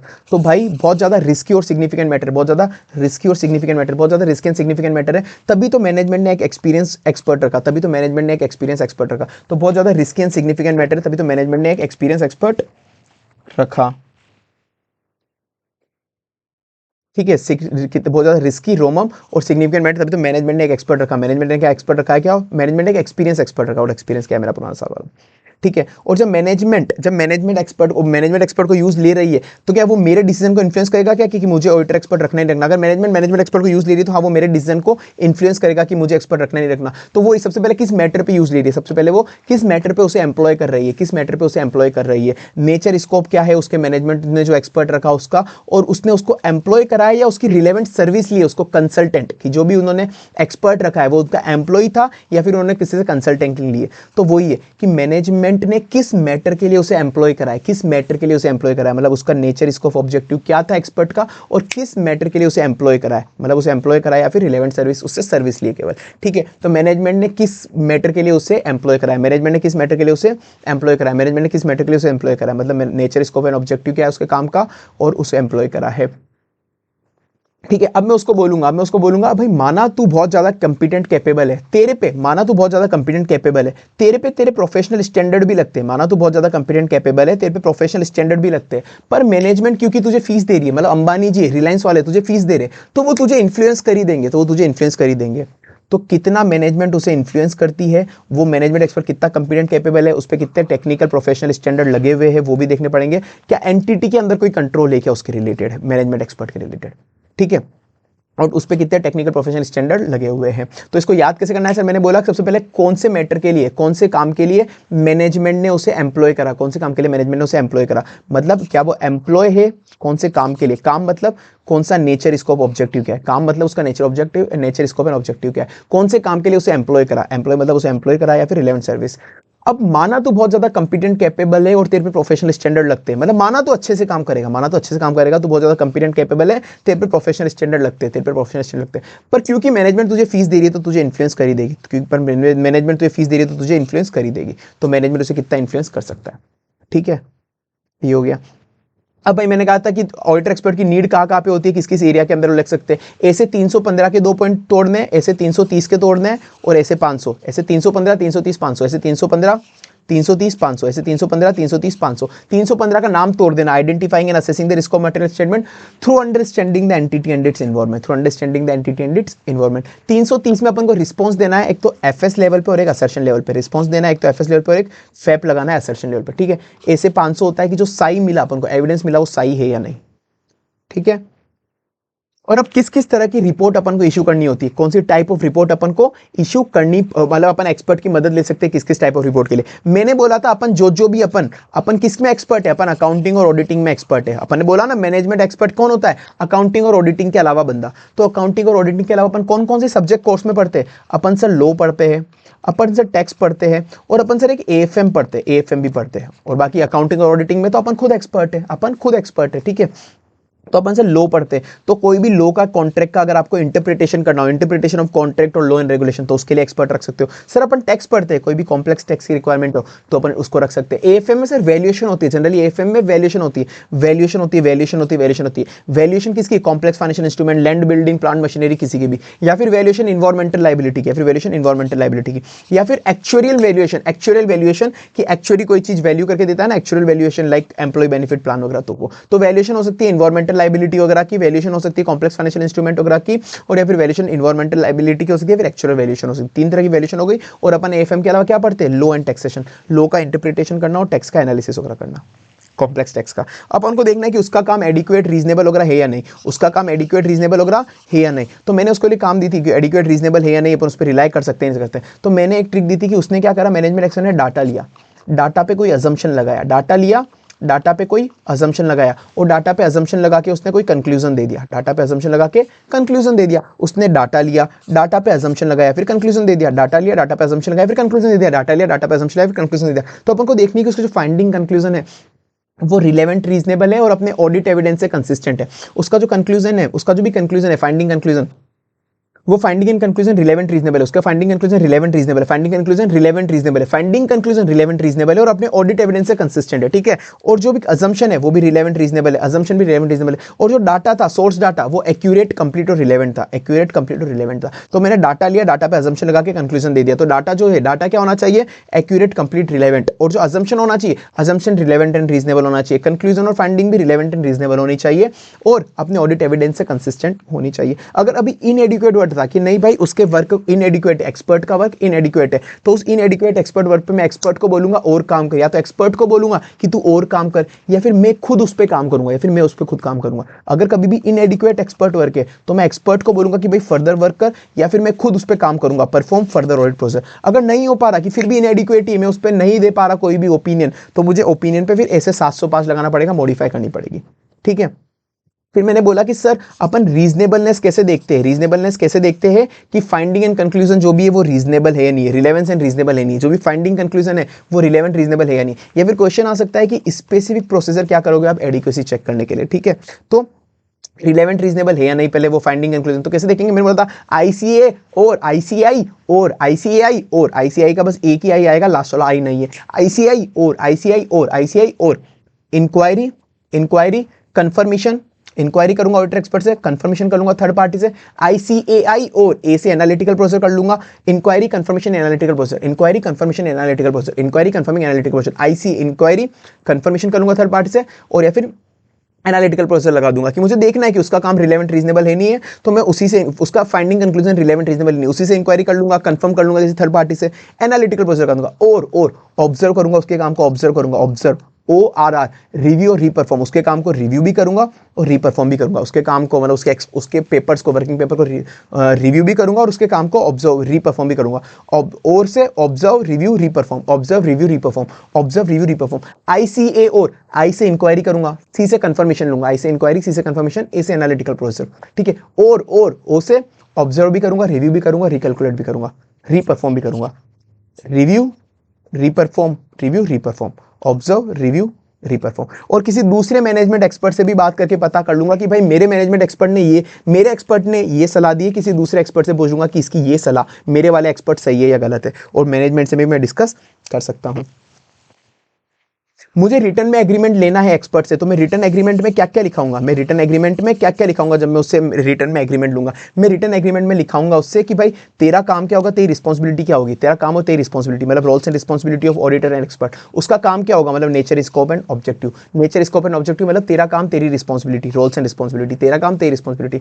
और उसको अपन को आपस में कम्युनिकेशन कब करना है, तू जो रिपोर्ट देगा राइटिंग में देगा, ओरल में देगा, और रिपोर्ट मुझे कब देगा, तुझे रिपोर्ट देगा एक्सपर्ट कब देगा, ठीक है। और तू सारी चीजों को कॉन्फिडेंशियल रखना, सारी चीजों को कॉन्फिडेंशियल रखना, तो एंटी ऑफ कम्युनिकेशन और कॉन्फिडेंशियलिटी। तो मुझे क्या, तेरा काम तेरी रिस्पॉन्सिबिलिटी, अपने बीच में जो भी बात होगी वो कॉन्फिडेंशियल होगी। तो मुझे क्या क्या मैटर एग्रीमेंट में डलवाने, तेरा काम तेरी रिस्पॉन्सिबिलिटी, अपने बीच में जो भी बात होगी कॉन्फिडेंशियल होगी, अपने बीच में जो भी बात होगी कॉन्फिडेंशियल होगी, तेरा काम तेरी रिस्पॉन्सिबिलिटी, अपने बीच में जो भी बात होगी कॉन्फिडेंशियल होगी, तेरा काम तेरी रिस्पॉन्सिबिलिटी, अपने बीच में जो भी काम होगा वो जो भी बात होगी कॉन्फिडेंशियल होगी, तेरी काम तेरी रिस्पॉन्सिबिलिटी, तेरा काम तेरी रिस्पॉन्सिबिलिटी, तेरा काम मतलब नेचर स्कोप ऑब्जेक्टिव, तेरी रिस्पॉन्सिबिलिटी रोल्स एंड रिस्पॉन्सिबिलिटी, तेरा काम तेरी रिस्पॉन्सिबिलिटी, अपने बीच में जो भी बात हुई वो कॉन्फिडेंशियल रहेगी, अपने बीच में जो भी बात हुई मतलब एंटी ऑफ कम्युनिकेशन, अपने बीच में जो भी बात हुई मतलब एंटी ऑफ कम्युनिकेशन, वो कॉन्फिडेंशियल रहेगी, वो कॉन्फिडेंशियल रहेगी। अब नीड क्या है, नीड क्या है कि मैं क्यों डिटेल एग्रीमेंट उससे कर रहा हूं, क्यों मैं रिटर्न में एग्रीमेंट कर रहा हूं। तो मैंने बोला था क्योंकि उसके पास जो एक्सेस होता है ना इन्फॉर्मेशन का, वो बहुत ही ज्यादा कॉन्फिडेंशियल इन्फॉर्मेशन होती है, उसके पास बहुत ज्यादा कॉन्फिडेंशियल इन्फॉर्मेशन होती है, उसके पास वो जो काम करता है बहुत कॉम्प्लेक्स काम होता है, और वो काम मेरे लिए सिग्निफिकेंट भी है, मेरी ऑडिट के लिए सिग्निफिकेंट भी, प्लस वो न्यू एक्सपर्ट है, न्यू मैनेजमेंट एक्सपर्ट है, मैंने उसको कभी भी यूज नहीं लिया, auditor has not previously use that management expert, plus बहुत सारी लीगल रिक्वायरमेंट भी है, मल्टी जुडिशनल लीगल रिक्वायरमेंट, जिसकी वजह से मुझे काम रिटर्न एग्रीमेंट बनाना होता है। तो मैंने बोला था भाई तो सीसीए क्या, भाई तो सीसीए क्या, सीसी मतलब चमन चोमू, और कोई मतलब नहीं, सीसी मतलब भाई तो सीसीए क्या, इतना सिग्निफिकेंट काम उससे करा रहा है जो वो नया बंदा है, इतना सिग्निफिकेंट काम करा रहा है जो वो नया बंदा है, और तू बिना बिना एग्रीमेंट के काम करा रहा है, भाई एल लग जाएंगे, भाई एल लग जाएंगे, जो वो नया बंदा है, नया बंदा है, फिर भी तू बिना एग्रीमेंट के काम करा रहा है, भाई एल लग जाएंगे। भाई तो सीसीए क्या, भाई तो सीसीए क्या, इतना नया बंदा है, इतना सिग्निफिकेंट काम करा रहा है उस नए बंदे से बिना एग्रीमेंट के, सिग्निफिकेंट काम करा रहा है नए बंदे से बिना एग्रीमेंट के, एल लग जाएंगे, एल लग जाएंगे। भाई तो सीसीए क्या, कॉन्फिडेंशियल कॉम्प्लेक्स, कॉन्फिडेंशियल काम होता है, कॉम्प्लेक्स काम होता है, कॉन्फिडेंशियल काम होता है, कॉम्प्लेक्स काम होता है, कॉन्फिडेंशियल काम होता है, कॉम्प्लेक्स काम होता है, कॉन्फिडेंशियल काम होता है, कॉम्प्लेक्स काम होता है, कॉन्फिडेंशियल काम होता है, कॉम्प्लेक्स काम होता है, कॉन्फिडेंशियल काम होता है, कॉम्प्लेक्स होता है। भाई तो सीसीए का इतना सिग्निफिकेंट काम करा रहा है, वो काम मेरे लिए ऑडिट के लिए बहुत सिग्निफिकेंट है, इतना सिग्निफिकेंट काम करा रहा है नए बंदे से बिना एग्रीमेंट के, नए बंदे से मतलब वो पहले मैंने उसको अभी भी यूज नहीं लिया, एल लग जाएंगे, एल लग जाएंगे मतलब मल्टी जुडिशियल लीगल रिक्वायरमेंट होती है बहुत सारी, ठीक है।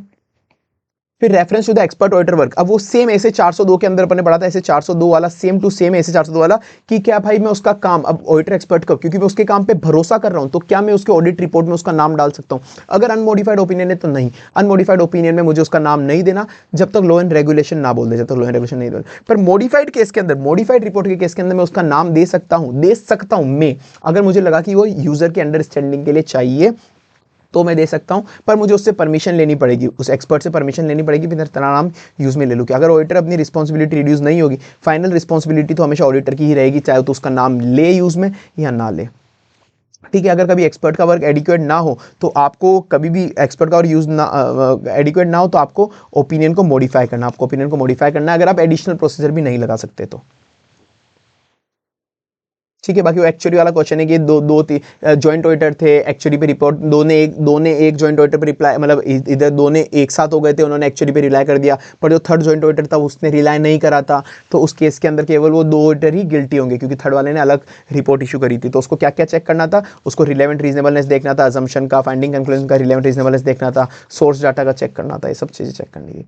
और ये कंपेरेटिवली कम इंफॉर्मेशन कम इंपॉर्टेंट है, पर एक बार देख लो कि भाई आपको उस एक्सपर्ट पे कितने ज़्यादा ऑडिट प्रोसीजर लगाने हैं, आपको उस एक्सपर्ट के वर्क पे कितने ज़्यादा ऑडिट प्रोसीजर लगाने हैं, वो किस पे डिपेंड करेगा कि आपको एंटी ऑफ ऑडिट प्रोसीजर क्या लगाने हैं, उस एक्सपर्ट पे आपको एंटी ऑफ ऑडिट प्रोसीजर क्या लगाने हैं, वो डिपेंड करेगा कि कितना ज़्यादा रिस्की और सिग्निफिकेंट काम है, कितना ज़्यादा रिस्की और सिग्निफिकेंट नेचर का काम है, कितना रिस्की और सिग्निफिकेंट नेचर का काम है, कितना रिस्की और सिग्निफिकेंट नेचर का काम है, कितना रिस्की और सिग्निफिकेंट नेचर का काम है, ठीक है। तभी तो एक्सपीरियंस ऑडिटर रखा, तभी तो एक्सपीरियंस एक्सपर्ट रखा, तभी तो एक्सपीरियंस एक्सपर्ट रखा, कितना ज़्यादा रिस्की एंड सिग्निफिकेंट काम है, कितना ज़्यादा सिग्निफिकेंट रिस्की काम है, और किस नेचर का काम है, किस नेचर का काम है, कितना ज़्यादा सिग्निफिकेंट एंड रिस्की नेचर का काम है, कितना ज़्यादा सिग्निफिकेंट एंड रिस्की नेचर का काम है, कि सिग्निफिकेंट कितना एक्सपर्ट वर्क का और रिस्की कितना है, 2 पॉइंट तो हर जगह आ जाते हैं, ठीक है ना। कितना ज़्यादा सिग्निफिकेंट रिस्की काम है, कितना मतलब किस नेचर का काम है, किस नेचर का काम है, किस नेचर का काम है, कितना ज़्यादा सिग्निफिकेंट रिस्की है, किस नेचर का काम है, कितना ज़्यादा सिग्निफिकेंट एंड रिस्की है। तभी तो एक्सपीरियंस एक्सपर्ट रखा, तभी तो एक्सपीरियंस एक्सपर्ट रखा कि experience with the previous work of expert, कि पिछली बार उसने एक्सपर्ट ने काम करा अच्छा था नहीं था, तभी तो एक्सपीरियंस एक्सपर्ट रखा कि एक्सपर्ट पे कोई क्वालिटी कंट्रोल पॉलिसी लगती है क्या। अब ये बोलता है कि कब आपको ज़्यादा एक्सटेंसिव, बहुत ज़्यादा आपको उस एक्सपर्ट के काम को बहुत ज़्यादा अच्छे से चेक करना है, बहुत ज़्यादा एक्सटेंसिव प्रोसीजर कब लगाना है। ऊपर वाले पॉइंट का अपोजिट कर लो यहाँ पे, ताकि क्वालिटी कंट्रोल पॉलिसी है, यहाँ पे इसको कर लो कि क्वालिटी कंट्रोल पॉलिसी जब ना हो। फिर था कि बहुत ज़्यादा सिग्निफिकेंट काम है, तो ये यहाँ पे यही आ गया कि हाँ भाई बहुत ज़्यादा सिग्निफिकेंट काम है। फिर यहाँ पे था कि एक्सपीरियंस, मैंने पिछली बार भी उस एक्सपर्ट को काम में लिया था, मतलब मेरे पिछली बार भी उस एक्सपर्ट को काम में लिया, तो उसको अपोजिट कर दो कि I have not use previously that expert, I have not use previously that expert. ठीक है, तो ये हो गया अपना, इसको अपोजिट कर दिया अपने पॉइंट को। और एक है कि मैंने उसको एडवाइस की जगह, एक होता है कि मैंने एक्सपर्ट से केवल एडवाइस ली, नहीं नहीं नहीं नहीं, मैंने यहाँ पे केवल उसको एडवाइस नहीं ली, मैंने केवल एडवाइस नहीं ली, मैंने कहा कि तू ही ऑडिट प्रोसेसर परफॉर्म कर, तू ही प्रोसेसर परफॉर्म कर। ठीक है ना, तो कितना ज़्यादा किस नेचर का काम है, मतलब कितना ज़्यादा सिग्निफिकेंट और रिस्की है, किस नेचर का काम है, कितना ज़्यादा सिग्निफिकेंट और रिस्की, कितना ज़्यादा सिग्निफिकेंट और रिस्की, सिग्निफिकेंस और रोमम कितनी उसके काम में। तो उस हिसाब से मैंने एक्सपीरियंस एक्सपर्ट रखा, मतलब एक्सपीरियंस कैसा है मेरा प्रीवियस ऑडिटर के साथ, और एक्सपर्ट पे क्या क्वालिटी कंट्रोल पॉलिसी लगती है क्या। तो इस पॉइंट को, लास्ट वाले 3 पॉइंट को उल्टा कर दो, एक्सपर्ट पे क्वालिटी कंट्रोल पॉलिसी नहीं है, मेरा कोई एक्सपीरियंस नहीं है, मैंने उसको नया रखा है बिल्कुल, और वो बहुत ज़्यादा सिग्निफिकेंट मैटर है, तो ये वाला आंसर बन जाएगा। और एक नया पॉइंट क्या था कि मैंने उसे एडवाइस नहीं ली, मैंने उसको ही बोला तू मेरे ऑडिट प्रोसेसर कर। डन सर, अपना चैप्टर 3 का पूरा मैराथन हुआ कंप्लीट।